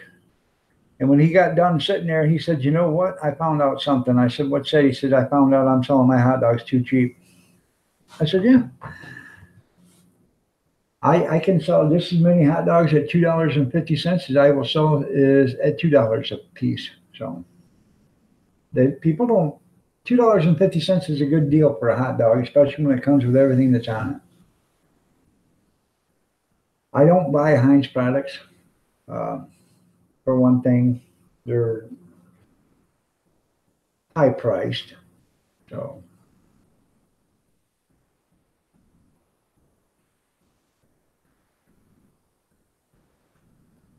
I think I do too. I think you need to give me one if you would.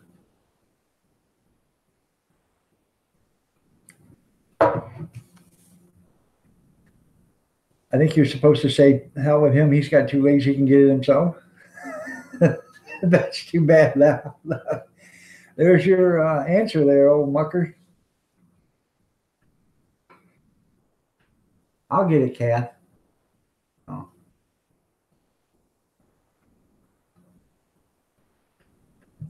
Doing good. Helped vet today with firewood splitting. Helped yesterday. Got a mobility scooter, and he headed his barn. That's good, Gene. If you don't need it, find somebody that does. If you don't need it, actually, if you could store it and keep it, because you never can tell when you might need it. And if you already have it, then all you got to do is buy batteries for it. If you don't need it, I wouldn't buy the batteries yet, and I would store it in plastic. I'd run it over a piece of big sheet, heavy, thick plastic, wrap it all up, and tape it all up so nothing can get in it. Put some mothballs in there just in case, and I'd leave it like that until you needed it.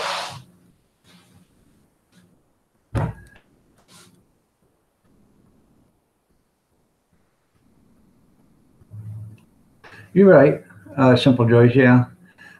There's a place just a few miles from here. They have Coney dogs 3 days a week, and they're 99 cents. And they're a good hot dog, but they're not all beef. They're, the chicken, pork, and lamb, and beef, or chicken, pork, and beef. And you can tell the difference, between a all beef hot dog and a chicken and pork and beef hot dog. So. And it's a good hot dog. They have a good sauce, and for 99 cents, you can't beat it. And it's a cheap lunch. Me and the missus, we went there once and we ate. I think it cost us like $6 when we walked out of there. So that was with our pop and our hot dogs. So 742. Good job, Jen. All right, Sarcastic. We'll see you later, man.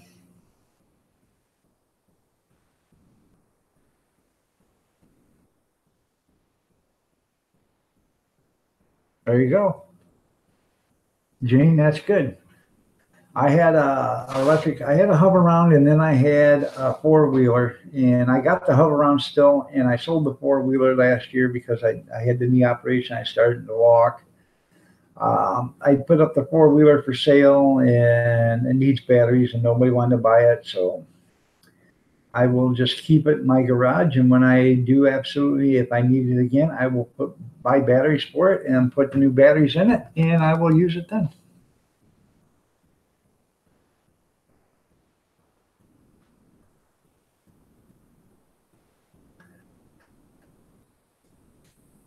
Well, I don't like the cheap chicken ones there, Jen, but to each his own, I guess.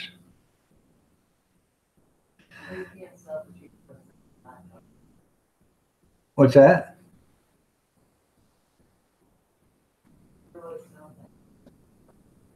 Yeah.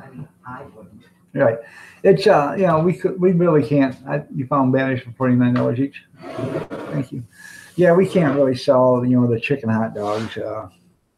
99% of the people that buy hot dogs, first thing they ask you is it all beef? Well, yeah. So, what, honey? What milk? There's milk in the refrigerator. Oh. Oh, yeah. Yeah, I can believe it. $4 to $6 a pound. Yeah, I can believe it. So.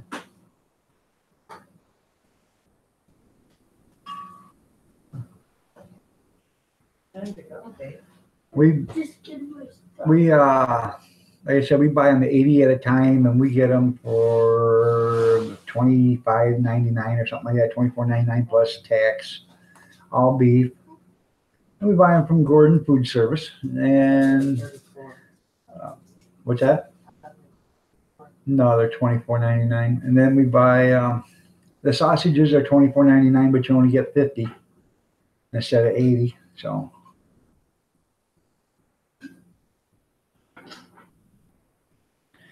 No, big dog. Iron Dog comes from. I used to drive Mack trucks all the time, and they got the dog on the front, and I love a Mack truck, so I just Iron Dog. It's got that dog on the front of it. So kind of cool. Thank you, honey.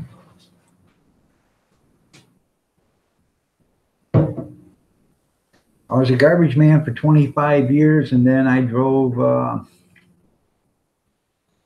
I worked for another trucking company. We hauled shredder fluff, scrap iron, and I went from driving a roll-off truck there to hauling an 8-axle open trailer or open top trailer that you back up on a machine, unhook, and the machine picks the trailer up, dumps it, and then brings it down. You hook onto it and leave. And then I went from that to hauling doubles.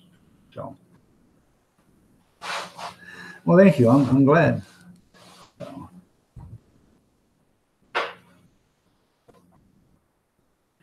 I'm sorry. Mucker says, "Hey, Iron Dog, it's me. You should say thank you to for getting my coffee." Well, thank you, old Mucker. Thank you for suggesting that. Oh, I just didn't want to hear you cry all day. Yeah, she just didn't want to hear me cry all day. So. Yeah, I love a Mack truck. Got a 1-stack Mack with a winder in the back. All right, Gene, I will check that out.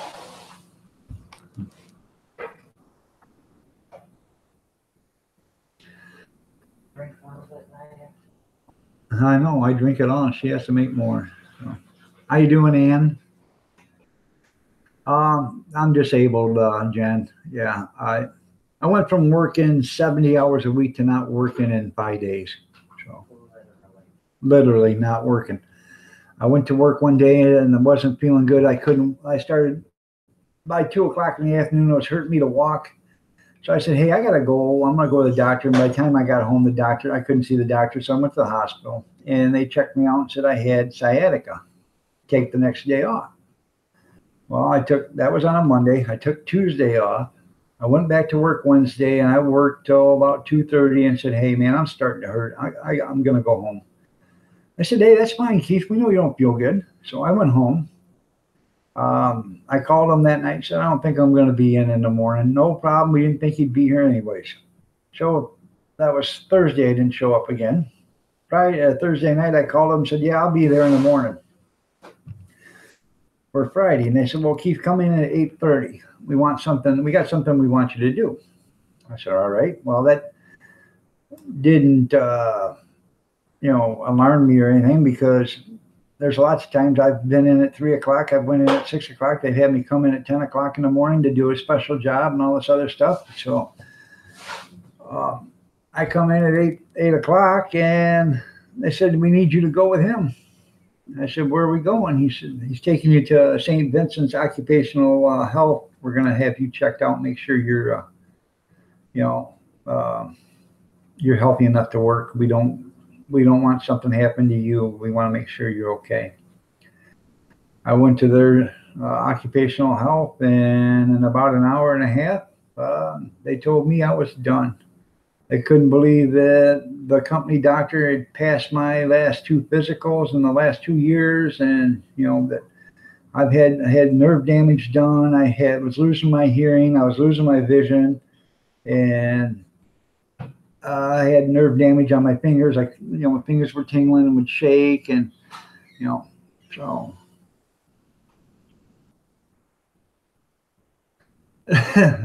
Old Mucker says, be right back. Need a cup of tea. Don't have a wife that loves me like Iron Dog. Laugh out loud, old Mucker. So. Jean said, good morning, Mrs. Dog. She's on her way back to the computer. I told her good morning a while back. Oh, she said good morning a while back.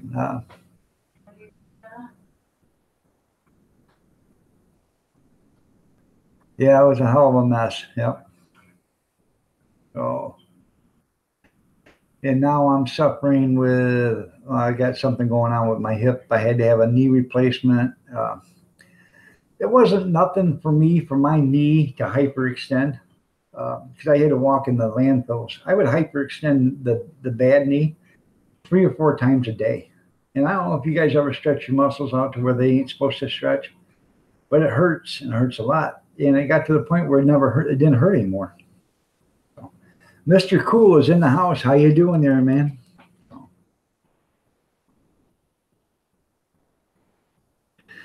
Yeah, he said he probably was in the kitchen when you said it to him. So, yeah. And now I got rheumatoid arthritis. I don't know if you can see that, but it hurts. How big that finger is. My right hand, right wrist, and arm is about twice the size of the other one, or 1.5 times the size as my left hand. So, you was sick? Oh, I'm sorry to hear that. Oh, I'm glad you're better. So,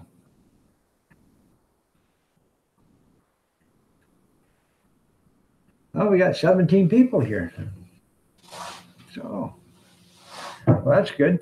Probably going to roll this out until about 9 o'clock, I guess, until, June's not going to be on today because she's not feeling good. So I'll keep going until I don't have any subscribers or they start dropping.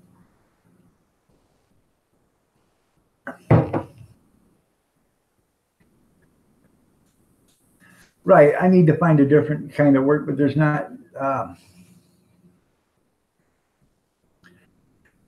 too many jobs I can do around here other than, I can't stand for very long. So I can't, work in a factory. I can't sit for very long. I can sit for 2 or 3 hours and then I have to recline out. I can't do, labor intensive, menial work or anything like that because my fingers and my arthritis in my body. So,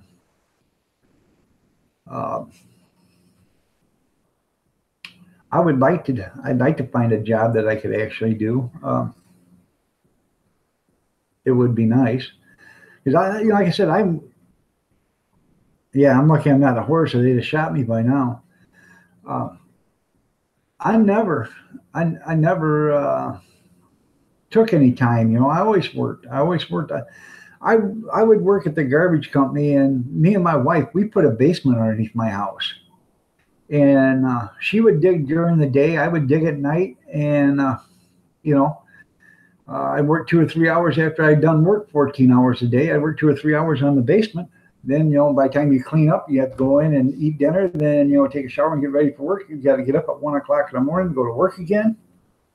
And we did this every day for like 2.5 years, 7 days a week. I would work, and on Saturday and Sunday when I didn't work, I'd get up at 5 o'clock in the morning, have breakfast, and then I'd start working on the basement again. And we didn't pay nobody for nothing. We did it all by ourselves. Dug the foundations, the footers, put in the block and everything. So, and we did that while the house was on top of it. So, and that was the worst thing. The dirt was like concrete. You hit it with a pickaxe and it would just throw sparks. You'd work an hour to get a wheelbarrow full.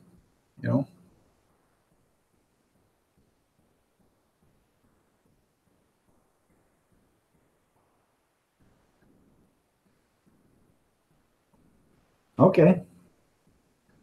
If you ever need to interview me sometime, let me know. Okay. I've had you on before there. What's up?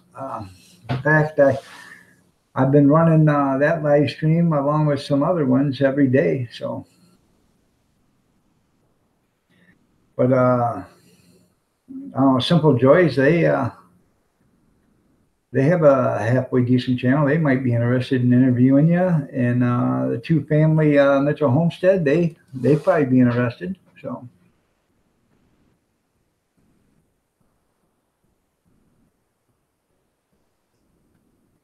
yeah, I know. And I was a truck driver for all my life.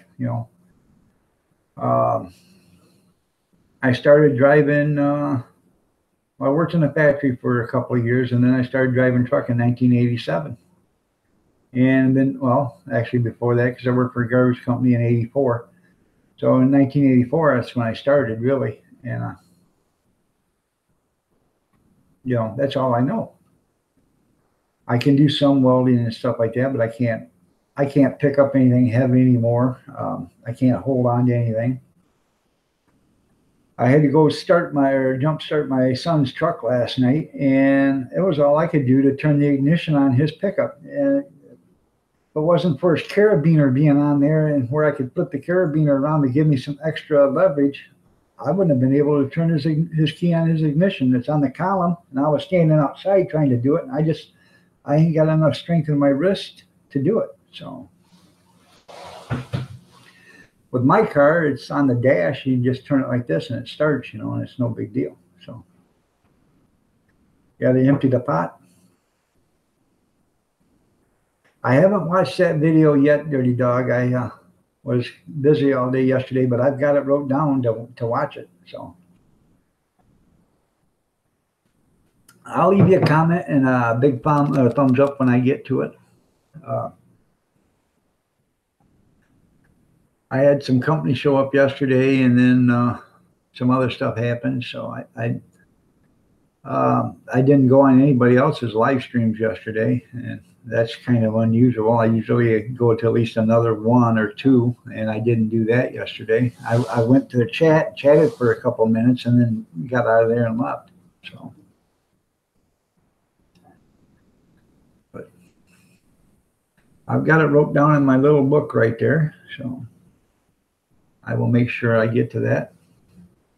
I got a few of them wrote down that I got to get to.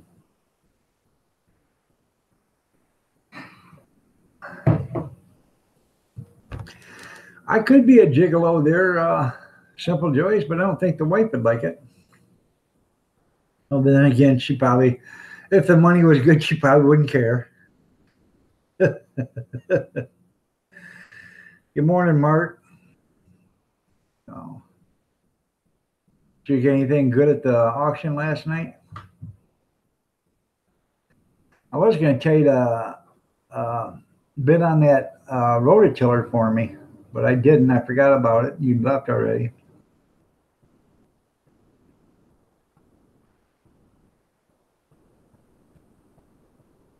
They had a small little Mancata, or it was actually, I can't remember what it was, but a little rototiller at an auction last night. It'd be nice to put into my raised bed garden boxes,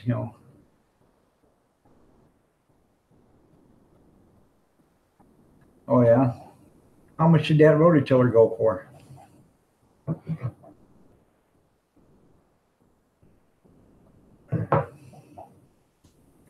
Ilana, I'm sorry, I didn't see you. Good morning. Ilana Petrovich.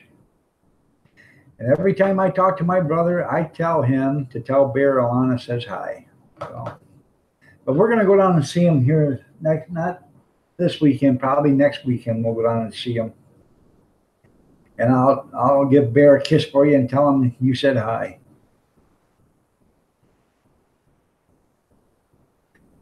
Hell, that ain't worked in years, Simple Joy.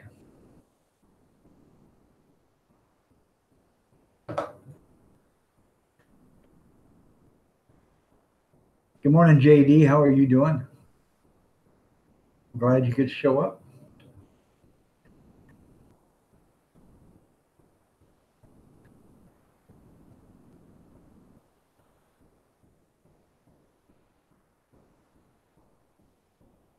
$65. That was more. That's way more than how you can buy them for $200 brand new. So that's more than what it was worth.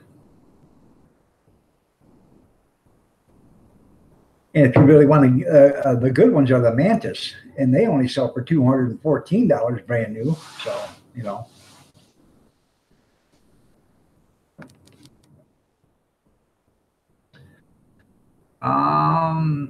I see Allie ain't here, but tell her I said hi when you get a chance here, JD.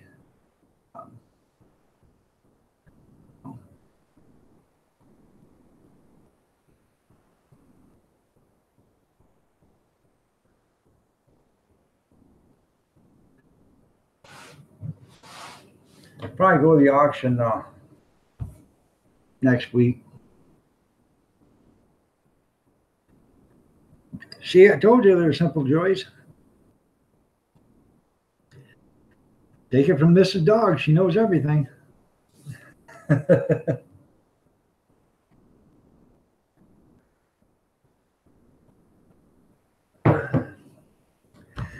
was thinking about putting it on unemployment because he's been laid off for so long.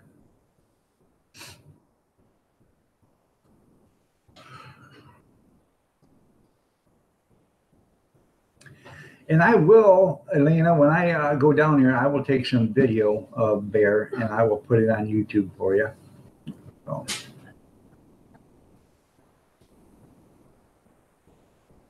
Yeah, it looks like that profession's out. That's you're right. I'm pretty much screwed over there, Simple Joys. So. I can't even do thumb wars with anybody.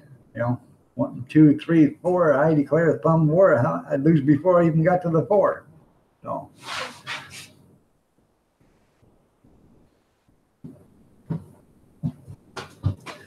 Goes my beautiful bride again.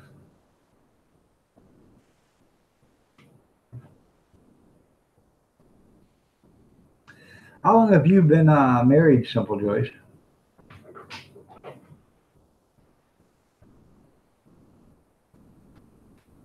Yeah, YouTube is it. And they're paying me what I'm worth there, Simple Joys. Nothing. Zero, nada, nothing.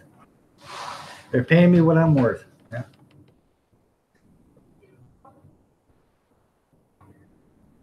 Looks like it's going to be a beautiful day today.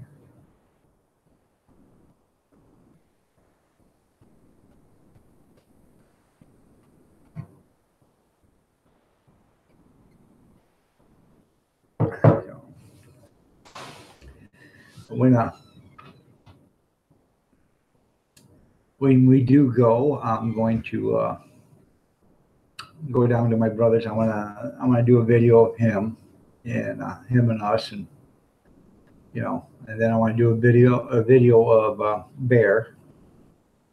I get a lot of people asking me about Bear, so.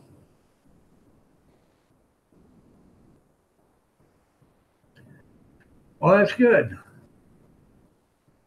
So you've been together for 28 years. So.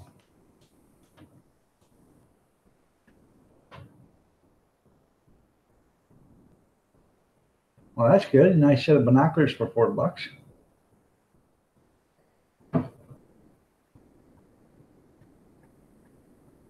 Well, me and the missus have been together for 35 years.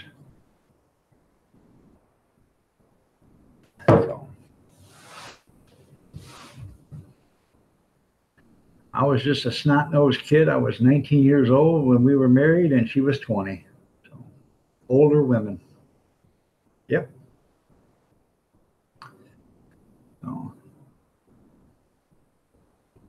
thank you.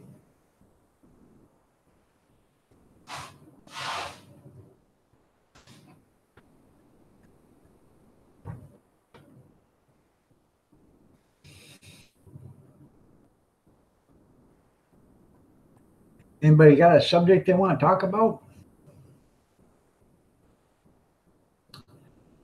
I talked about that school shooting yesterday. Man, I don't know. You look at the picture of that guy, he even looks like he's got something wrong with him, you know?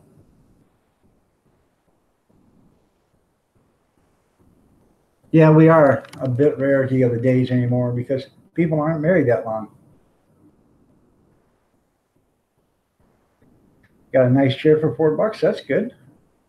You know, sometimes you can get good deals. Sometimes, you know, people just think something's worth a gold mine and they'll go out there and they'll bid and bid and bid because they want it and they don't want nobody else to have it. Yep, you're right there, Simple Joys. You both have to make it work in order to make a long marriage. Yeah.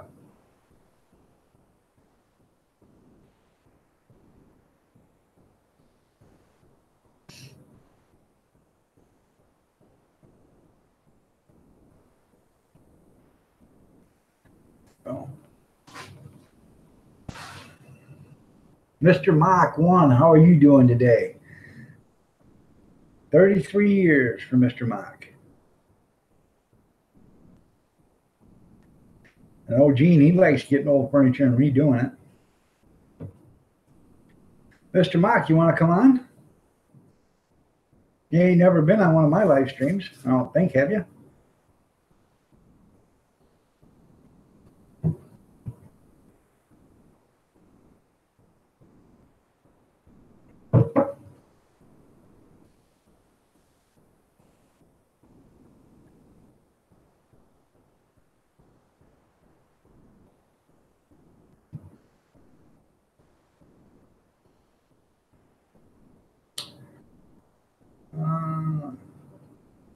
Yeah, that would be a good auction for you, Gene, because they do have a lot of antique wood down there, a lot of old furniture. A lot of it doesn't need a lot of repair. A lot of stuff you can fix in a few minutes, you know, and sell it for good money. Sorry, I had to beat the wife up. Yeah.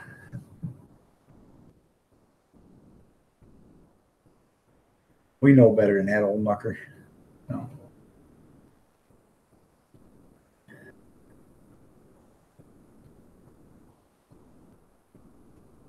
Okay, that's fine there, Mr. Mock. Simple Joys, you want to come on? I've never had you on. Give you a little bit of time to talk about your channel.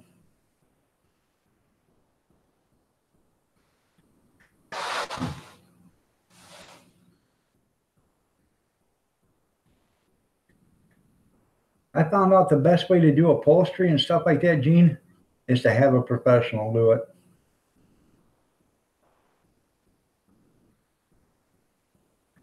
B&J Hunting, good morning, sir. Or ma'am.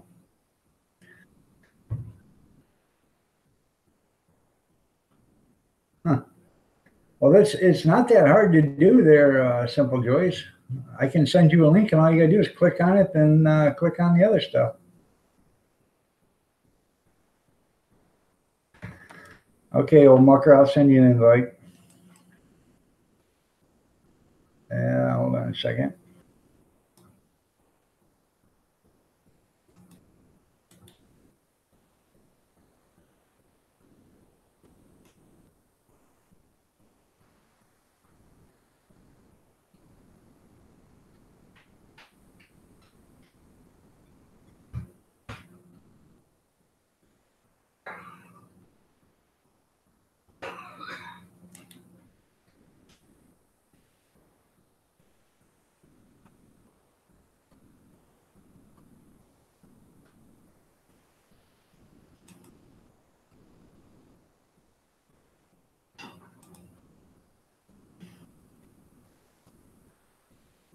There you go.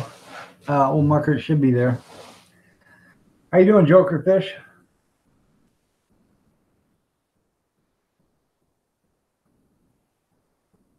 Yeah.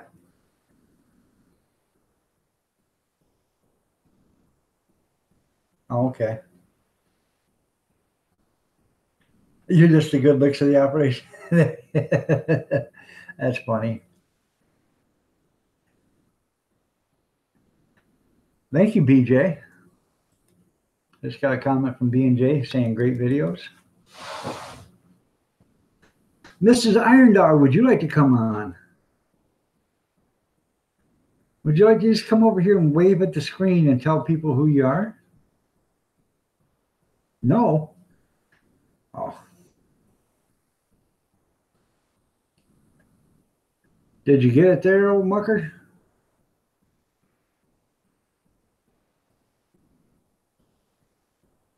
Good morning, Kim. How are you? Would you like to come on?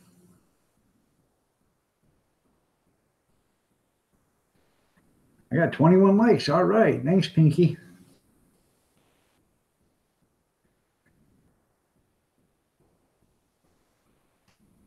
You are two or more in person.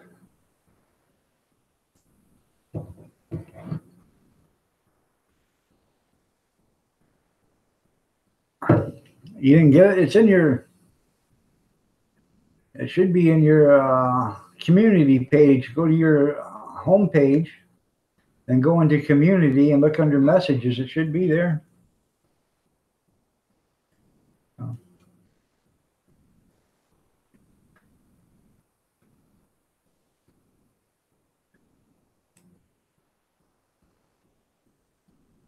Oh, let me see. I'll check and see. I'll send it again. Huh? Okay, I'll send you one, Kim. Just a second.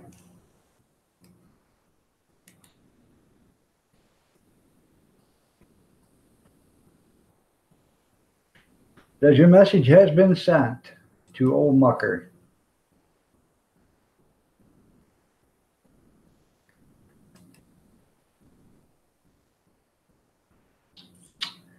Okay. Kim 5.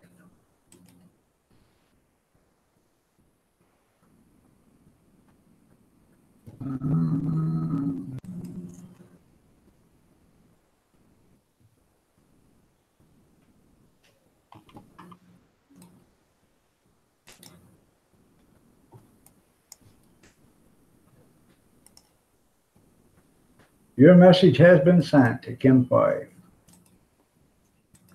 Why does it log me in as Fred and not Old Mucker?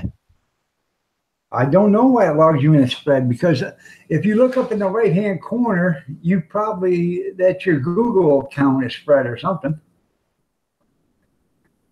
I have no idea. Google's pretty dumb, really, isn't it? Yeah. Well, thanks a lot for stopping there, Pinky. I'm glad you got to stop for a little bit at least. You have a good night. Yeah, my main account's Fred, and the other one's a sub-account of it. But when I go live, it logs in as Old Mucker. I don't get it. I don't know. But it does say Fred here. Your voice sounds a lot better today than it did the other day. Oh, I wonder why. I don't know. I can hear you now. I couldn't hear you the other day. Mind you, I have got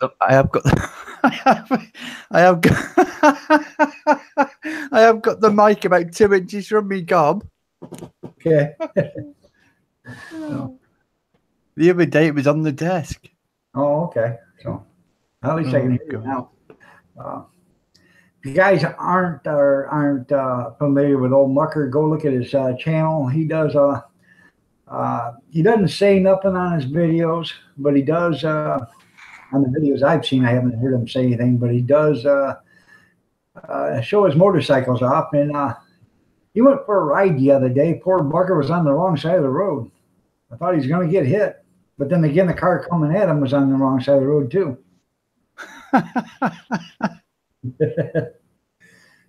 Well, hello, doll. Well, hello, Kim. Kim, meet Old Mucker. Old Mucker, meet Kim. Hey, old Mucker. In the room with him the other night. Okay. Yes, we did. The one with the big No, bush beard. he forgot.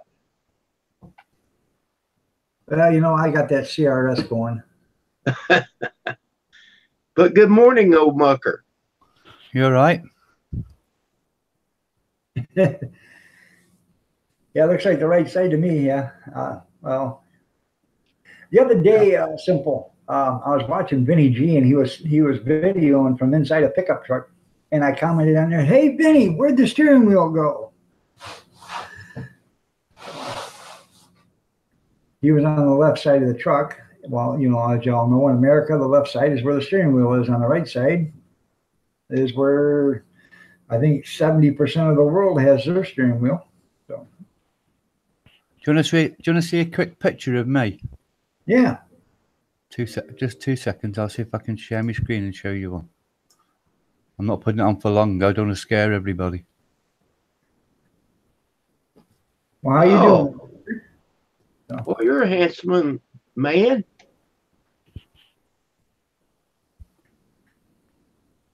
How you doing there, fat boy?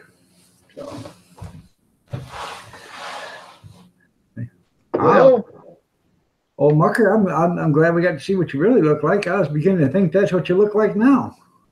Hey? Oh, Fred, right there. Oh, Fred, yeah. My doggy's by my feet here on the floor. Yeah.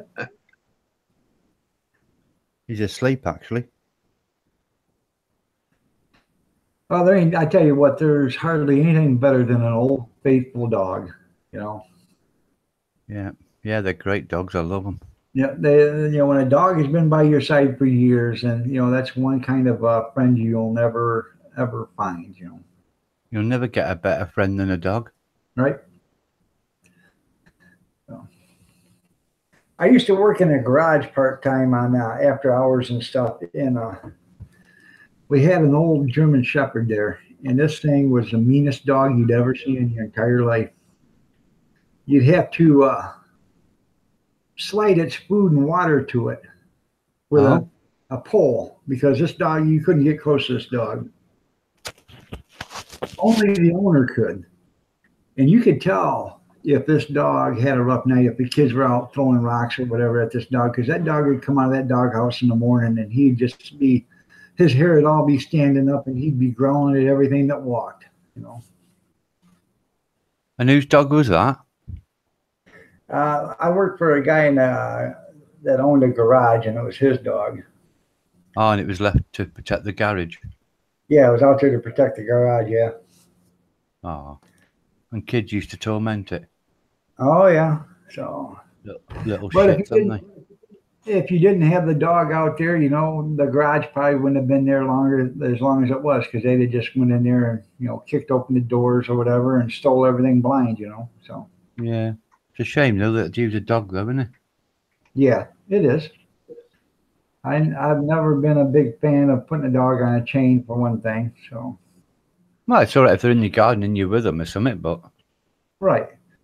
But I mean, to have one out there 24 hours a day on a dog chain in a coop, I'm not a big fan of that. no, I'm not either. It's cruel, isn't it? Yeah, I think it is. So.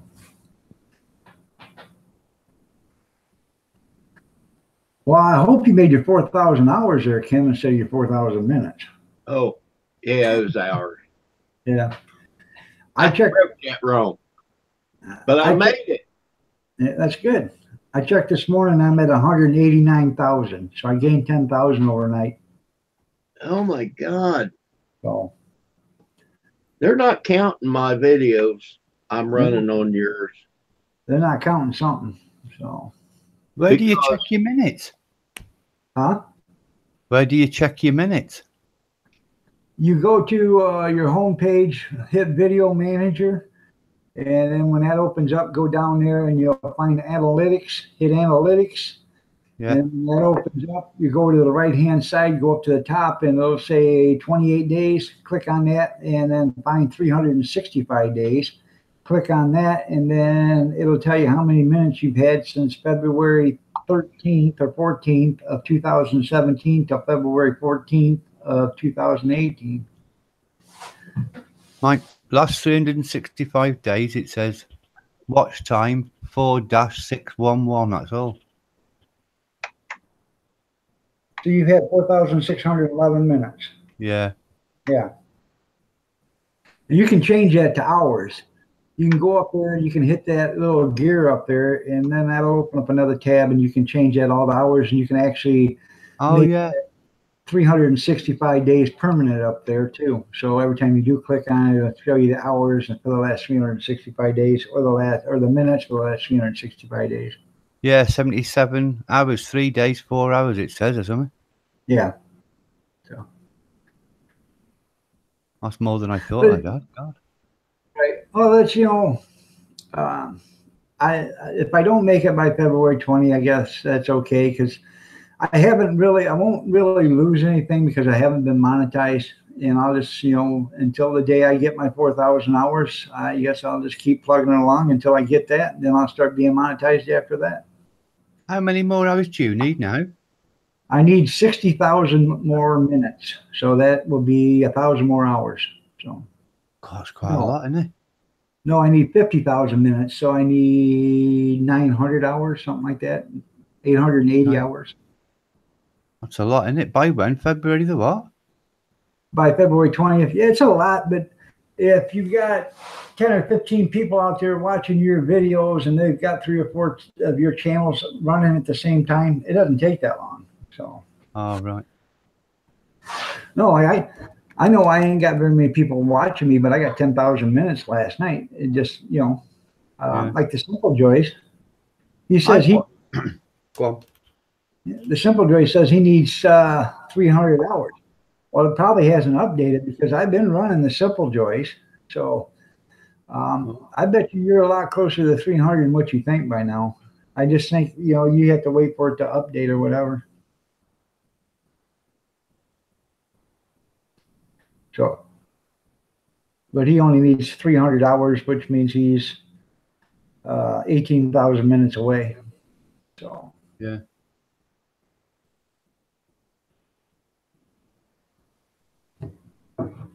I aren't doing mine though. I don't want mine that motorized, whatever it's bloody called, monetized, whatever it is for money. I'm not bothered really. well, monetization is nice, but you don't make enough money on it. I just, like I said, I would like to be paid for what I do, but they're not going to pay me enough. But you know, like if I wanted to go to the Henry Ford Museum or something like that, I could use that kind of money. Or if I wanted to do a giveaway, I could use that money to do the giveaway with instead of money out of my own pocket. Yeah, I suppose. Yeah. So,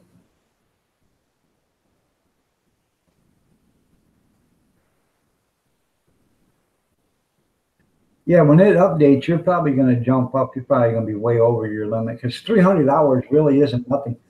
If you have 10 tabs open and you're running 10 tabs on the same channel, or somebody's running your channel on 10 tabs on their computer, you're going to get 240, and they run it for 24 hours. You're going to get 240 hours in just that one day.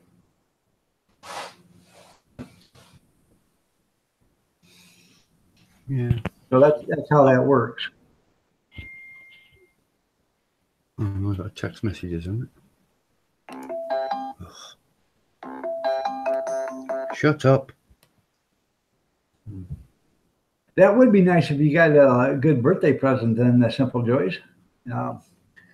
You could keep your AdSense and celebrate your 39th birthday. Okay.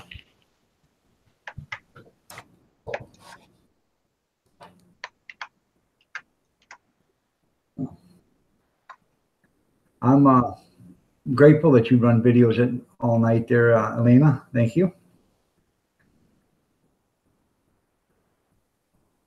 I said 39, but I'm sure he's a lot older than 39.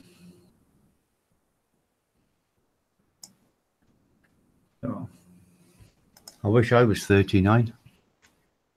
he'll be 45 years old on the 20th. 45. All right. 45 and never been kissed. Yeah. Old Mucker is 57. No, I'm not 57 yet. Not till next month. Yeah, you'll be 57 next month. Dude, old Mucker is 56 years old in 11 months. So I don't know how much closer you got to be to 57 before you say you're 57, but Well, I aren't there yet. And you're only as old as the woman you feel, and my missus is only 30. yeah, your missus is only 30. I loved that yesterday when you said your mother-in-law was getting beat up by 6 people and somebody asked you should go help. No, 6 people is enough. Yeah.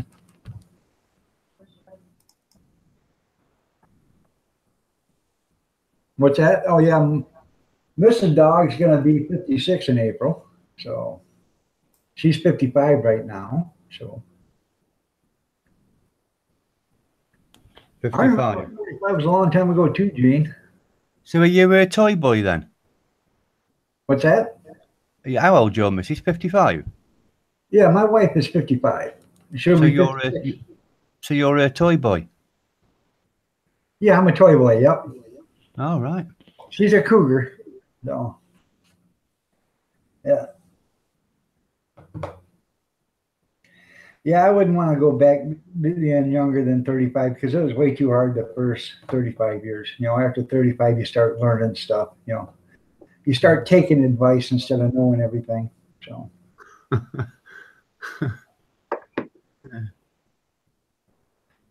But then again, at the age of 35, your body isn't quite what it was from the age of 17 up to 35. So, yeah. Well, you got that right, though. Yeah. I remember, Kim, I could do it all day. Now it takes me all day to do it. Well, you know, if I say I did an all-nighter, that means I went to bed and slept all night without going to the bathroom. Yeah. If I do an all-nighter, it's sitting on the toilet all night. God, I'm up. Honestly, I go to sleep about 3 in the morning, and I'm back up at 6 to the toilet. Honest, because of that enlarged prostate thing, it does me head in. I know what you talk about. Well, I don't think I have any prostate problems, but I'm on a schedule, and I've been on this schedule for years. I get up, I go to sleep, and I get up in 2 or 3 hours. I go to the bathroom. I go lay back down 2 or 3 hours. I get up and go out of the bathroom again. It's just I've done that for 30 years. I bet. There's nothing worse, is there? And I don't have any prostate problems. I don't think so. I only got that because I was healthy 2 years ago. Then me and my missus both got that acid reflux, and mine affected my throat. So I stopped eating. Well, only certain things. I lost 3 stone in weight, about 30, 40 pounds or something. And I think not eating properly had a big effect on my health. It does. Now, before I forget, how much is a stone? 14 pounds, isn't it? I think. Okay, 14 pounds. Okay. I think. I'm still only. I was 85 kilos originally. And I went down to 17, and now I'm back up to 78 again now. Okay. Because I stopped smoking and my acid got a bit better, so I can eat more now. Right. Food tastes a lot better after you quit smoking too. I wouldn't really say I've noticed that. I wasn't a big smoker though, to be honest. Yeah. I quit smoking. I was smoking almost 3 packs a day for 20 years. And I went to the doctors, and you figure that out. That's having a cigarette hang out of your mouth damn near every minute of the day almost. Yeah. I went to the doctor, and they said, "Hey, did anybody tell you about that spot on your lung when you had your chest X-ray?" And I said, "No." They said, "Well, you got a spot on your lung." I thought, man, that's all I need now is I got cancer. And so I walked out of the office, and I told my wife, I said, "That's it, I'm done. I got 4 packs of cigarettes left out of this carton, and when I'm done smoking, I'm done." Yeah. So I smoked 3 packs and 16 cigarettes. I put the last 4 cigarettes in a baggie with a lighter, threw them on the dash of my truck, and never smoked another cigarette. So, how long ago was that? Good deal, dog. 6 years ago. Yeah, mine's just over 12 months. I'm trying to get my wife to quit. She's slowing down, but I'd love to see her quit.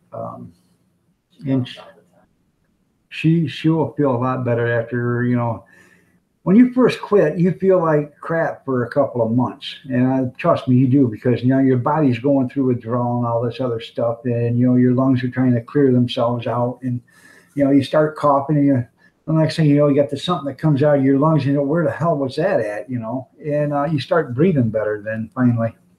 So I only stopped because, when they told me I had that emphysema changes, I stopped about 4 months after that. But they only found that on a routine scan looking for cancer because I'd lost all that weight. Right. But I knew it was because I wasn't eating. Right. Well, I quit in '89. Best thing I ever done. Well, that's good. God, that's I was 8 years ago, isn't 2 it? packs a day. Now, when I went back to the doctors for a follow-up visit, she told me to go back to the hospital and have another X-ray. So I went and had another chest X-rays and everything. I went back to the doctor, and I said, "How does it look?" She said, "Oh, you're fine. There's no spot there. It was just a glitch." Okay, well, I didn't go back to smoking, so I was. I made you stop, so that was good anyway. Yeah, it was good enough, so I stopped, and I kept stopping. And then back 3 years ago, in April, I'd had 4 years ago. Let me see. Yeah, 4 years ago in April, I had wasn't feeling good. I had pneumonia, so I went to. I couldn't breathe and about ready to pass out, so my wife had the ambulance come take me to the hospital, and I had a blood clot in the lung, and I had one behind my leg, and I had pneumonia. Well, then they did a chest X-ray and said you got a spot on your lung. So I had to go from there and go to a specialist at the University of Michigan, and they checked it, and they said no. Well, see, the hospital said I had a spot on my lung and it had grown. since the last time I had a X-ray. So I had to go to the specialist because they said it was cancer. Well, when I went there, I went to them, I don't know, for 2 or 3 times, and then the last time I went, they did the chest X-ray and all that CT scan and the whole 9 yards, and said no, it isn't getting any bigger. It's just a nodule. You're fine. So, Aussie Shooter, how are you doing? So your lungs are all clear then? They're getting there. I still cough up phlegm and stuff, and you're always going to do that. But I feel a lot better now, and I would have if I'd have kept smoking. So yeah, I had pneumonia when I was a baby. They reckon my doctor said that explains the damage on the bottom of my lungs or something. Right. And I don't know how I even got the pneumonia because I hadn't been outside. I was actually cabin fever for 4 years because I never went nowhere for 4 years except for to go to the doctor's office. That's the only place I ever went. My wife, her and the kids would go out to dinner and bring me back something, or they would go shopping and buy me something, or they would go to events and I would just stay home. Yeah. It was just too hard for me to get in and out of the house and too hard for me to get in and out of the car. Do you smoke? Is 3 packs 60 fag cigarettes a day then, is it? 60, yeah. Yeah. I smoked, tobacco I smoked, and me and me missus, it used to last us 7 days, and we used 1 ounce of tobacco for 7 days, so we hardly smoked. Right. Hey, dog. Yeah. I'm thinking we're gonna try to get in the hot tub. I'll just mute it and turn the camera off. I seen when you actually started. I've been on. I haven't been here with you, but I turned it on and I went to bed and went to sleep. I just got up, and Pam just got up. Okay. And I don't know if it's helping you or not, but here's what I've been doing. I've been running 14 of your things on Pam's and 5 on mine. Okay. Now, I just started that last night when I discovered that I got to the 4K. Right. I thought, well, I'm going to put them all on dog. After a bit, I'm going to run a couple of Simple Joys. See if I can help. Is it he or she? It's a family, husband and wife. Okay. He and she. Yeah. Maybe I can help he and she get them 300. Was it hours? Yeah, that's all I need is 300 hours. So okay.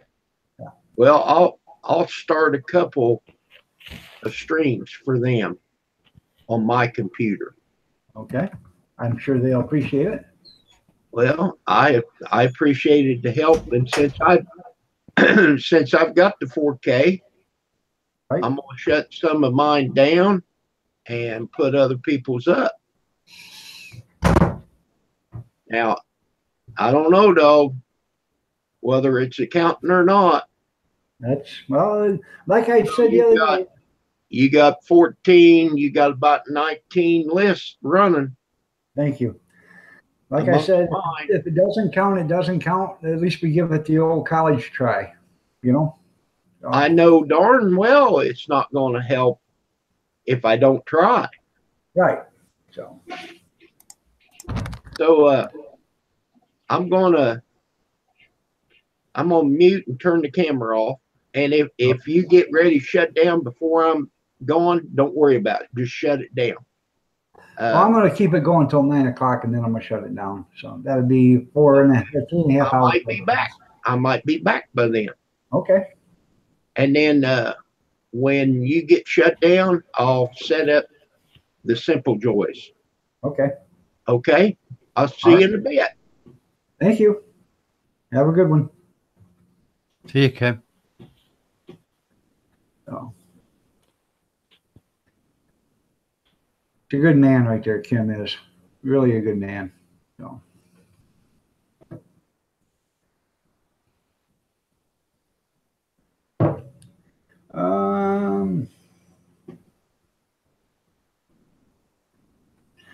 I guess I don't know what a banana bender is, but better than a cane toad.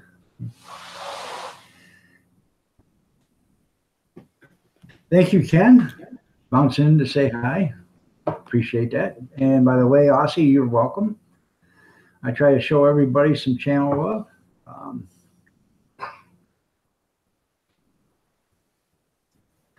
Bloody oath or Tassie inbred. I have no idea what that is. Must be an Australian thing.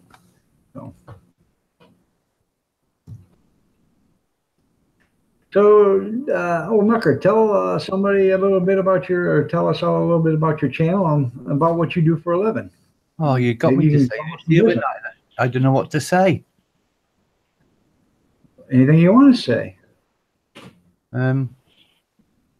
Well, just about that Royal Enfields, really. That one I've got at the moment. I am looking for another one as well, but I've only got the one. But and it's just going for rides out on that, and I just put a camera on my helmet, GoPro Hero 5 it is, and take everybody for a ride, and they can just hear the bike. I don't talk on it or nothing.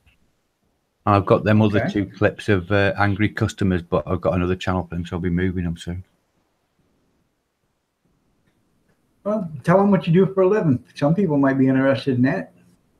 I do. I run a web hosting company and do web design, domain names, email, manage servers, things like that. So if anybody's interested, get a hold of the old Mucker through his YouTube channel, leave him a message, and he'll get back with you. I've got customers all over the world, America, Australia, everywhere. Yeah. Trying to drum you up some business, the old Mucker. Say that again, are you? I'm trying to drum you up some business there. So. Oh, yeah, yeah. Banana bender equals a Queenslander dog. Okay.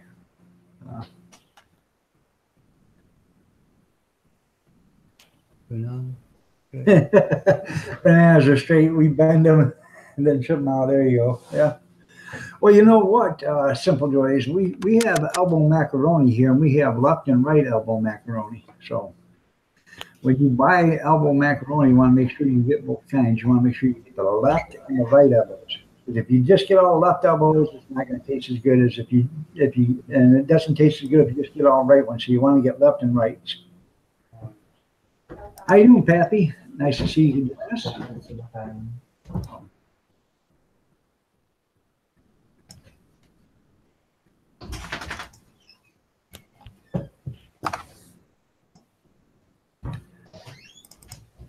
I was waiting for people to catch on to that elbow macaroni joke. But.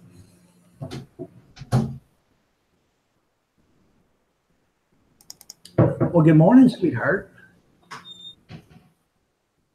What? Your cup's in the refrigerator got milk in there. Hey, Ian, stop calling me a sweetheart. Okay, old Mucker, I won't call you a sweetheart no more. Yeah, it's my youngest granddaughter just come out of the bedroom. So first thing she asks every morning is for a cup of milk. So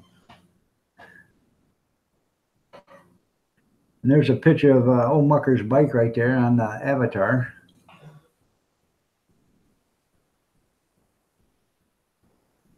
I love my bike. I've had thousands of bikes, and I mean thousands, everything, Harleys, everything, sports bikes a lot, but that's the only one that's ever made me happy. Every time I get on it, I'm smiling like a Cheshire cat. My oldest son has got a Hayabusa. Oh, I've had 4 of them. That thing is fast. Yeah, and I tell him, I've had 4 of them. GSXR 1300s, they're really nice bikes, they are. I don't know what kind it is. I know it's a Hayabusa.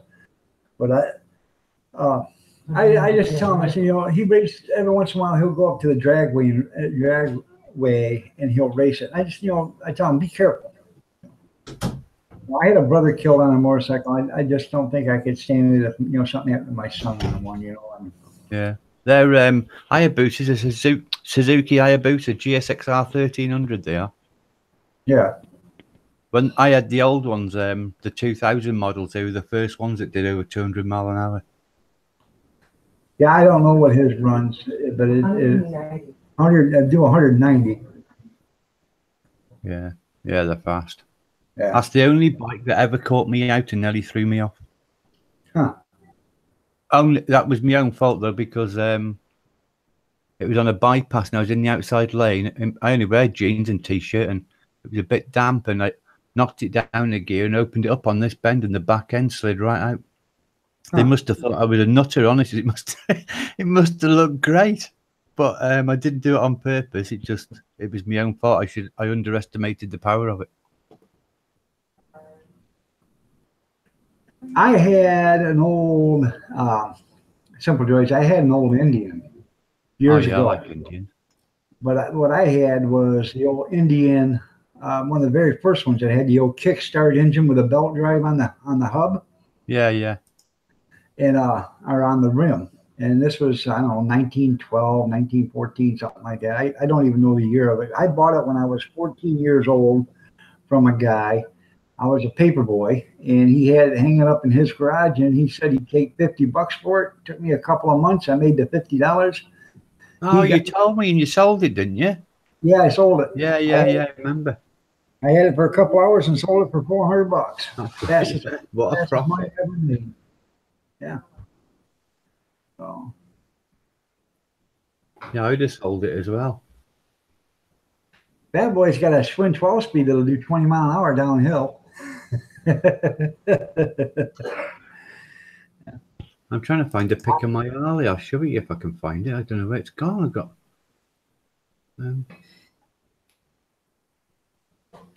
I had it the other night as well. Had it? No.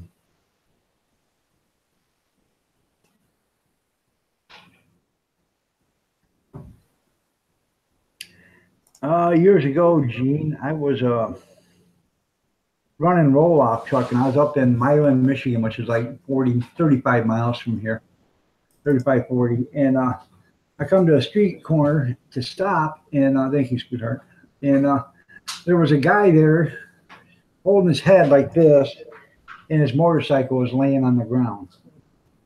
So I stopped and got out of the truck, and I said, "Hey, are you okay?" He said, "Yeah, I'm fine." I said, "What happened?" He said, "I stopped, and I stopped over here, and I wanted to do something. I put my feet down to hold the bike up, and for some reason, I just wasn't strong enough to hold it up." That's my Harley. That was okay. There's your Harley. Yeah, it's a fat boy. You can only see it when I'm talking, though, can't you? Well, I can. Hold on a second. I can click on your picture there, and now everybody should be able to see that.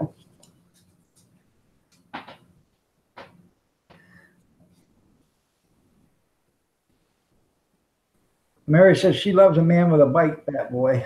So,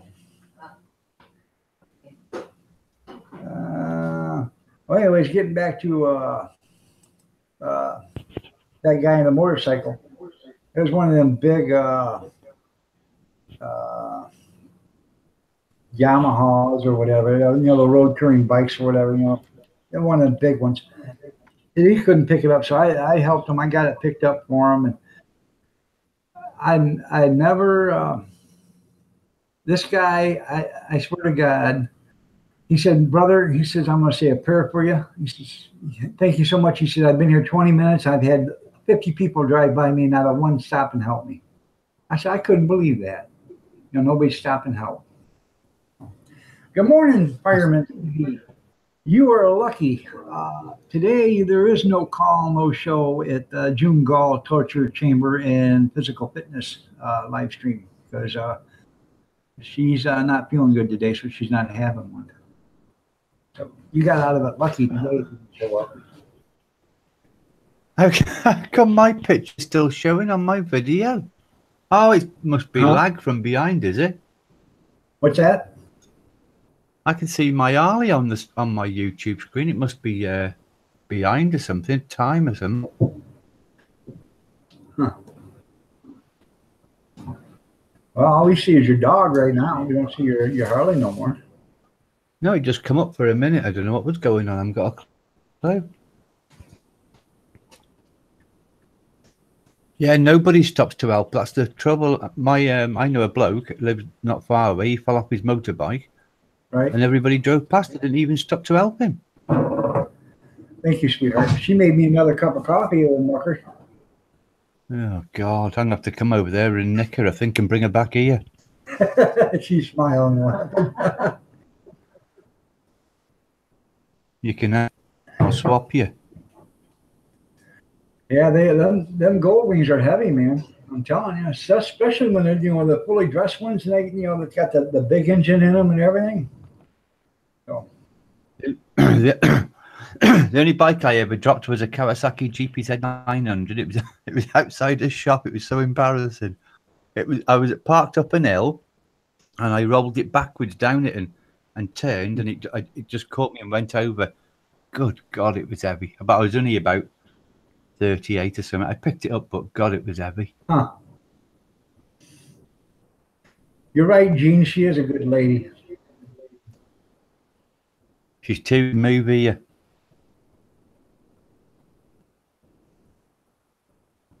That's funny, bad boy. Mary also loves a guy that can skate, but that's another story. So how have you been, fireman? I haven't seen you in a couple of days. I seen you on Ben's yesterday for a little bit, but I am good at scary dog pulls me across the wet grass.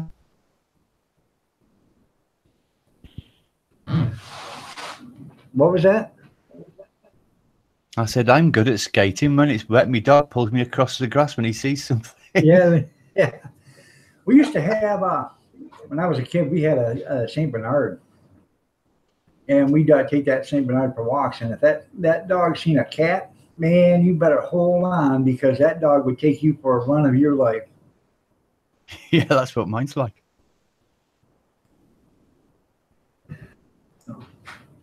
I'll put a picture up of mine.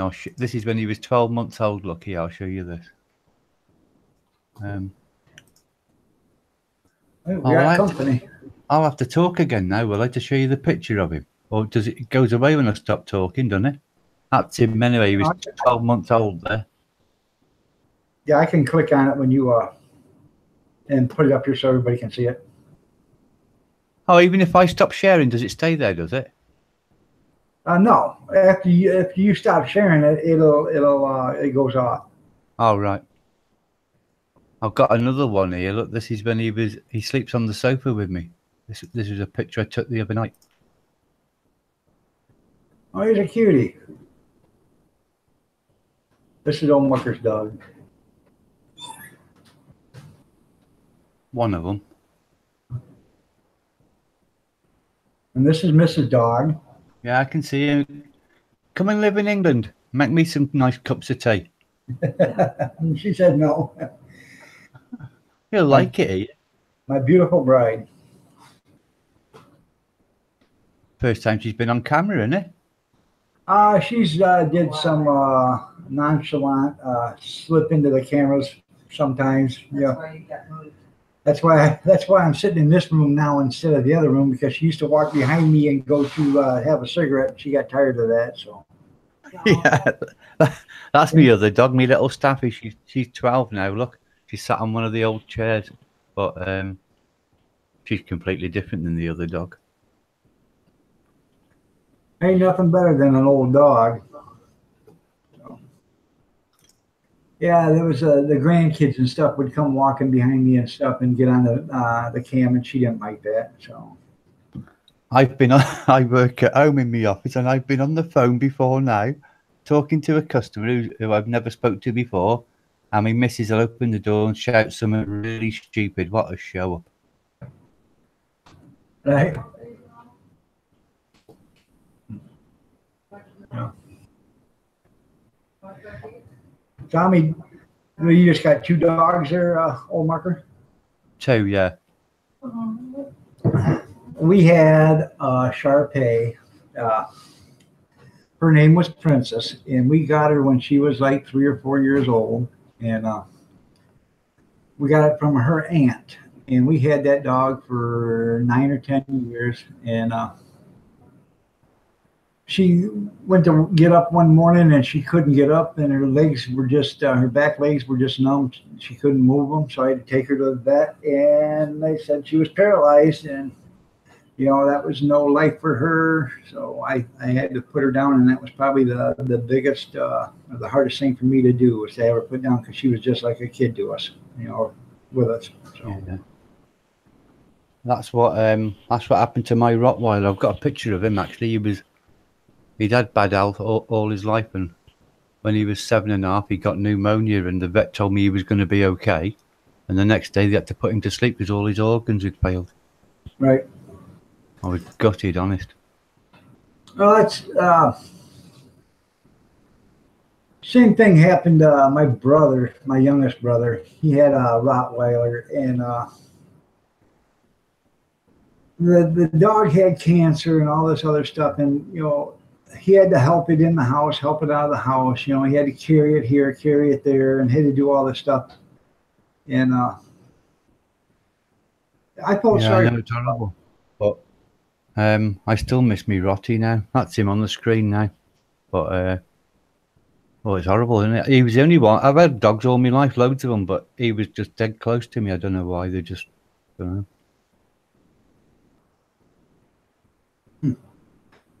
Handsome dog. But my brother he would not put the dog down. He just couldn't do it. I said, hey, that dog is suffering. More, you couldn't, if you went to pet the dog, it would whine, because it was hurting when you pet it. Yeah, you can't leave them suffer. I know it's horrible to have them put to sleep. It broke my heart, but you can't leave them suffer, can you? No, you can't. And so my mom, she was really sick, and she was bad off. She was in the hospital. She was unresponsive, and they had her hooked up to machines and everything. And the doctor come in and said, hey, what do you want to do? She's never going to get any better. She's never going to come out of it. It's going to be this way. We can leave her on the machine. She'll be on there for eternity. What do you want to do? And my brother said, well, let's leave her on the machine. I said, and he told the doctor that. And so I went and talked to the doctor. I said, hey, you were talking to a kid, because he's much younger than me. I said, you're talking to a kid that had a dog that he wouldn't put down because, he loved the dog, but he let the dog suffer. And I said, my mom, I'm not going to let her suffer. And, and there's 7 kids. So I had to get all 7 of us kids around and say, hey, this is what's going to happen. You all have to say yes, or she's going to sit here and linger in this state for the rest of eternity. And so we ended up not unplugging her, but they unhooked her from all her tubes and stuff, and she passed away about 6 hours later. So I think they should do the same with humans as they do with dogs. I think they do someplace in America, don't they? I've heard you can have when you're terminally ill, you can have a drink when you're ready to go or something. Yeah, they have this. It's called hospice. They'll come in and they help. If you're aging, if you're terminally ill or whatever, they'll come in and help you with your last few days or whatever to make your transition a lot better. We used to have a guy here, but he did the same thing as hospice did, except for he would set it up so you could end your own life. And they put him in prison until he died for that. But hospice is no different. They do the same damn thing. They come in and take away your medicine. So when they take away your pain pills and all your medicine, that puts stress on you. Then they give you shots of this stuff and shots of that stuff to slow your heart down and slow your breathing down. It doesn't kill you, but it slows everything down to where you will automatically do yourself in. So. Yeah, they have hospice over here, but you go in them over here. But I thought, hang on, my bloody throat's playing. I thought over there you could. I read something about in California. I think this girl, she was telling me, she had a doctor give her a drink, and he said, "When you're ready, just drink it, and you'll just go to sleep." Yeah. We used to call Dr. Jack Kevorkian was in Michigan, and he died in the Jackson prison, I believe, or Ionia, or maybe it was Milan, one of the 3 prisons. I can't remember which one it was. But we used to call him Dr. Death. And I would get upset. I used to have coupons made up, and I would give them to people that would piss me off, and give them one free coupon to go visit Dr. Jack Kevorkian. So You can go to Sweden here, and there's a place there that you pay and you go there when you're ill, and you can drink something there, and you just die. That's it. You go to sleep. right. I can't remember the name. There's two places actually over there. One's a drink, and the other one's they put like a needle in your arm, and you just turn the switch when you're ready to go. Now we have a big problem with opioids around here. In this little town I live in right now, we average one a day that overdose, and about 2 or 3 a week that actually die from it. And we had one guy in one house, or actually 2 people in one house, overdosed in one day. The next day, those 2 people that overdosed the day before, plus 2 other people, they all 4 overdosed, and they all were found dead. Now, What did they overdose on? heroin. Oh, heroin, right? Yeah. So, they don't believe in euthanasia here, or in a lot of countries. Yeah. But these people, they will go out and they'll do their damnedest, with this heroin to overdose themselves, because they know somebody's going to come by and save their life. And not me.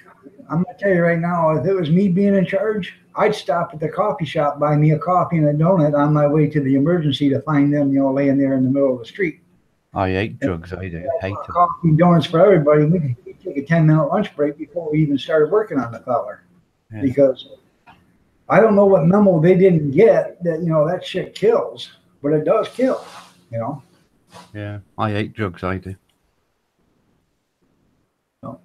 I don't feel, people tell me, well, it all started because, they were addicted to painkillers and stuff like that. Well, if you take your painkillers the way the doctor prescribed them to you, and you had a decent doctor, you wouldn't be addicted to those painkillers because you wouldn't abuse them. And the doctor would know, if he's had them on, if he put you on them for so long, that he has to get you off of them. Yeah, that's right. Yeah. So, and I take a painkiller, but I'm supposed to take 2 every night before I go to bed. But I take them maybe 2 or 3 times a week, not 7 days a week. I don't abuse my prescription. So. No, that's right. Yeah, that's the best way to be. Doctors will give you tablets for anything anyway. I try and fix things myself. I do. Yeah, I can say Afghanistan, Atlanta Petrovich. Yeah, they had. Most of your heroin anymore has fentanyl in it there, Ken. A lot of it does, and that's why the police, when they find somebody with heroin, they put on gloves already, immediately, because of the fentanyl can get into your system just through your touching it. Who do they want to say Afghanistan? Yeah, I can say Afghanistan. I don't know what the comment was before that. I'll have to check. I don't know. I wasn't bloody looking. Atlanta was saying something. I don't know. Maybe it was because they have a euthanasia in Afghanistan. I don't know. Oh, that's where heroin comes from, isn't it? Over there, isn't it?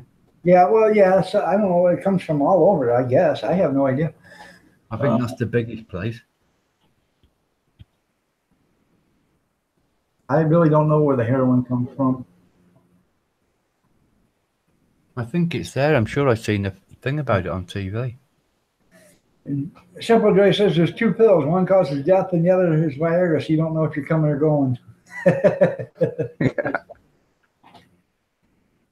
I think they should bring some out there for people when they're terminally ill, because why let people suffer? I don't understand it, honest. Right. And Gene brings up another point. And kids eating Tide Pods. Who the hell ever thought of that? I got some dog turds out there. We can tell them that's lawn donuts or lawn rolls or whatever. You can put dog turds in your hot dogs. No, the neighbor's dog comes over and shits at my yard. Oh, I'd kill it, but then again, I'd have to throw the dog over in its yard, and it's really not the dog's fault you because the can't dog. kill someone's dog. Don't be so nasty. It's the dog. It's not the dog's fault. It's the neighbor's fault because the neighbor's an asshole. Right. What you should do is go round to the neighbour and punch him on the nose and break his nose. I went over and knocked on his door a few months ago, and because I wanted to ask, he wanted to buy something from me, so I went over and knocked on his door, told him, come and get it. How you doing, Grizz? Yeah, the people are doing the strangest things there, fireman. But anyways, I knocked on his door, and they didn't answer the door, but the dog come over to the door, and he looked at me, and he just kept looking at me. He wouldn't bark or nothing. Then all of a sudden, the dog turned around and pissed all over the dog food. All over the dog, the doorway, and just kept on walking. So. Yeah. So you've told him about the dog crapping in your garden, have you? Yeah, I told him. The other day I was out there loading my car, and the dog come running up into my yard. I said, "You better get the hell out of here before I kick your ass between your shoulder blades." And the dog turned around, kept running, ran back to its yard. But they were standing outside, I said, "Watch your damn dog." So. Yeah. Yeah, some people are just, and the dogs cop out for it because the owners are just, well, wankers, aren't they? Right, and it's not the dog's fault because the dog don't know any different. So No, that's right. So it's stupid bloody owners. They use them as weapons over here in London. Dogs, little stappies, they use them as weapons. Right. I hate it, I do. Same in America with the dog fighting. I can't stand it, honest. Yeah. And then they make heroes out of the guys that do the dog fighting, the football players. You give him a couple years in prison, then he gets out, oh, he's a nice guy. Well, no, he ain't. He's an asshole. No. Simple joys, you're right. You take the Viagra right before you die, it's going to be hard to get that cough lid shut. Because they can do one thing, and they can either cut it off or tape it to your leg, and if they tape it to your leg's going to stand straight up in the air. If I was a funeral undertaker, I'd just cut it off, put it next to him. Well, you heard. I'll tell you the joke real quick. Woman's husband dies, and he was having sex with his mistress, and he dies. Well, the woman goes to the funeral home, and the funeral director says, "Hey, ma'am, I hate to bring this up, but your husband died with an erection, and we can't shut the lid. What do you want us to do?" She said, "I tell you what, cut it off and shove it up his ass." He said, "What?" She said, "Do what I said. Cut it off and shove it up his ass." So he said, "Okay." So he cut it off and he shoved it up the guy's ass. The woman walks by no, honey. Go. The woman walks by the casket, and all of a sudden a tear goes rolling down her husband's eye. And she looks at him, she says, "See, I told you, you son of a bitch, it hurt." I'm not sure I've heard that before or not. I don't know. I think I might have. I've got a good joke, but I'd have to read it, and it's too long. It takes ages. It's called about two Irish lads, if I remember right. I'd have to email it you. I think it's too big to read, man. I'm just looking for it now. It was on one of these forums I had. Is it on Facebook or something? No, I've got I had an old forum where people could join years ago, and it's on there. They used to post jokes and that. Right. I can't bloody find it now, though. It was called Sausages or something. It was funny, though. God, I laughed. If I can find it, I'll put it up on the screen. You can read it if you want. You just get it. Hang on. Okay. As long as it ain't racist, I got, it's fine. No, it's not. It's just funny. That's if I can find it, don't forget. You're right, Ken. The government are the biggest drug dealers there is. The CIA, they're the ones that started all this opium and all this other stuff to finance all their secret operations. The government wouldn't give them enough money to do it, but the government would give them enough money to buy the opium so they could have it, sell it, and then, kind of collect the money. So, Oh God, it's massive, this bloody joke.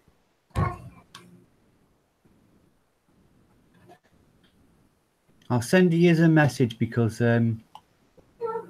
I'm reading all that. I'm reading all that out. God Almighty.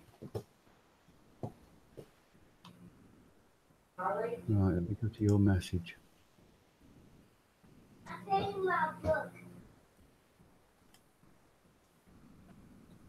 You're right there, Ken. Drug people are easier to rule. So Yeah, I've sent it on a message. You can read it out if you want. I'm useless at reading things out. I'll be spluttering and farting all over the shop. you sent it to my On YouTube, a message. yeah, it's at my channel. Okay, just a second. Let me I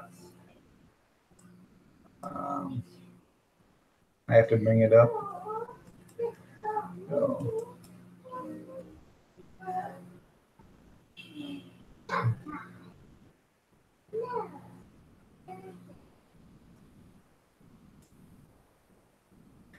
Takes me a second. My computer's not that fast.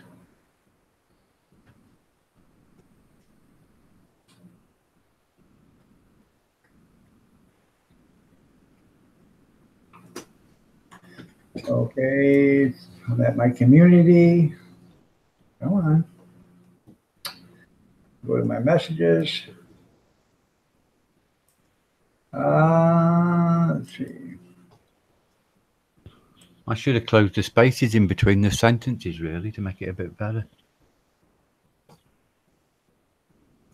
Have you got it?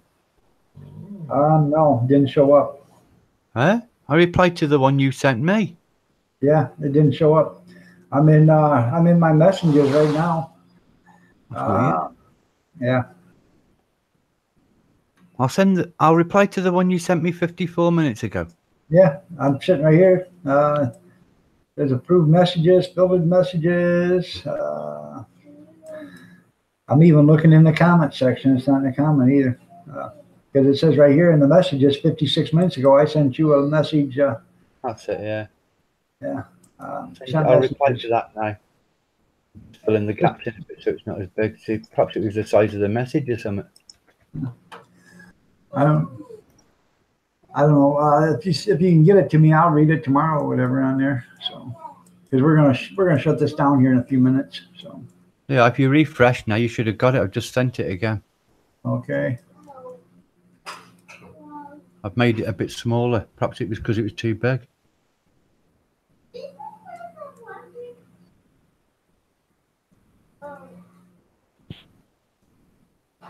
Let me see. Filtered messages. Nope. Spam. Oh, it might be in spam, yeah. Nope, not in spam. Hey? Nope. Google Hangout 57 minutes ago. Nope. Well, it's definitely been sent. It still didn't show up. So. Filtered messages?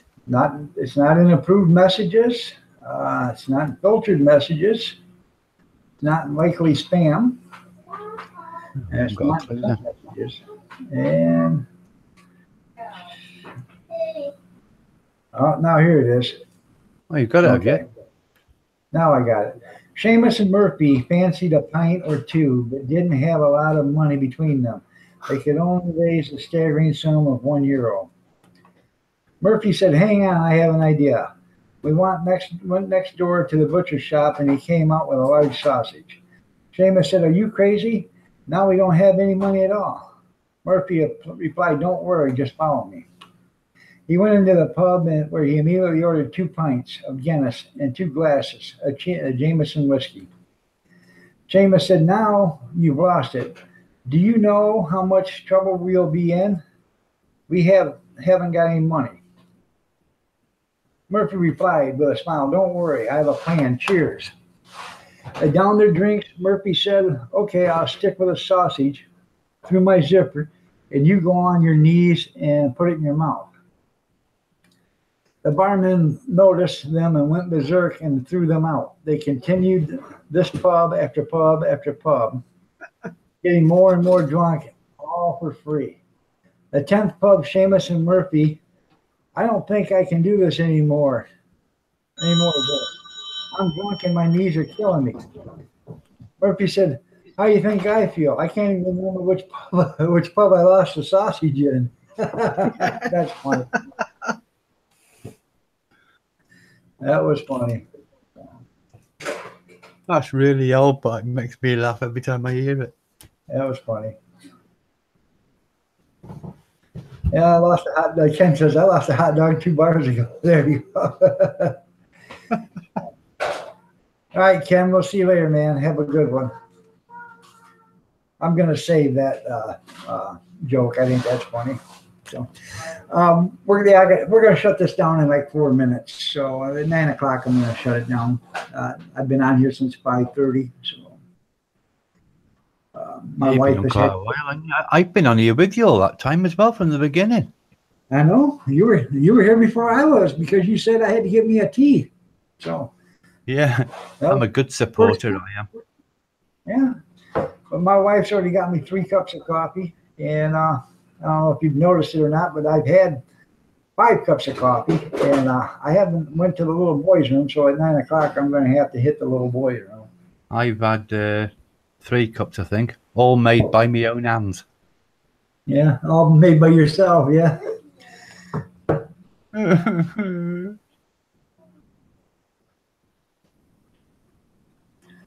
Sorry about the timeout, Scott. What'd you time out Scott for? Let me see.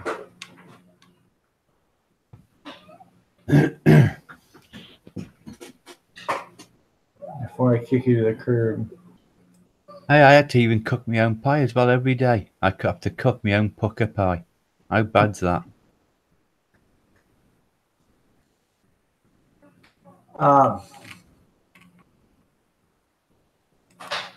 Your wife don't cook? Yeah, she does. Yeah, but in the morning she's doing other jobs, so I have to do my own. Yeah. It's not worth asking, only get a load of abuse. Right. So what kind of puka pie do you make? Or do you I'll show you now, hang on, I'll show it you now, hang on, I'll show it on here. I think you missed it the other day, didn't you? I have chicken and mushroom usually. Hang on a minute. Okay. These are on here, look. I'll show you now, share the screen.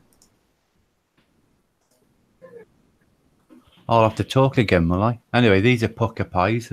They're made here in England, and they're the best pies you can ever get, honestly. They're really nice. We call them pot pies here. No, we have pork pies. These are like steak pies or chicken and mushroom. Pork pies here have got pork in, that's all. Yeah. Well, we have that's what we call them pot pies here, but we have, they come with steak or steak and potatoes or chicken and potatoes and, gravy and peas and carrots and stuff like that. Oh, right.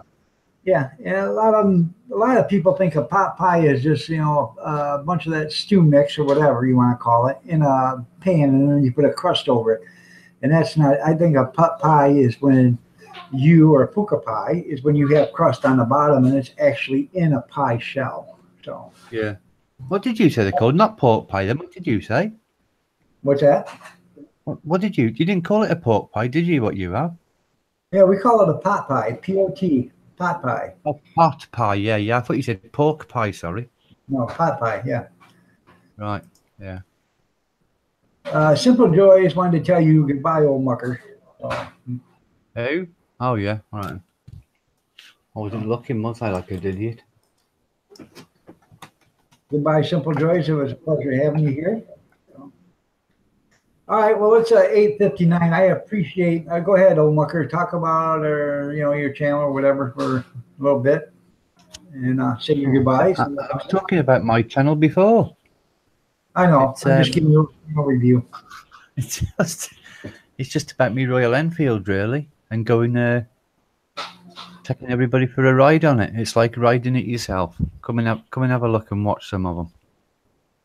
Yep. So if you guys want to go for a ride on a motorcycle but don't want to go for a ride on a motorcycle, go see old Mucker's site.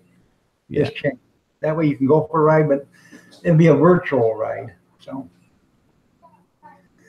All right, old mucker, I appreciate you showing up. Everybody on the chat, I appreciate each and every one of you for being here, because if it wasn't for you, I'd have no reason to be here. Kim Fife, if you can hear me, thank you for showing up. But we are shutting down the channel.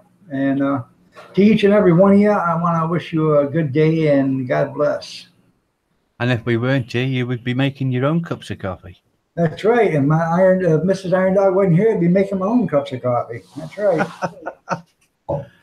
I love her dearly. Yes, I do. All right. Well, thanks, everybody. I'll just say bye to everyone. All right, I'll catch you all again. Yep. You'll be back on tomorrow, won't you? Yeah, I'll be on in the morning. So. Right. Then I don't know if I'm going to be on Sunday or not, and I don't know. I might start doing it every other day or something. I don't know. I haven't figured that out yet. So I go live, but just at random times when I'm a bit bored, I go on there. Right. All right. Well, y'all have a good one. All right, catch you later. Bye. Bye. Give your missus a big kiss for me.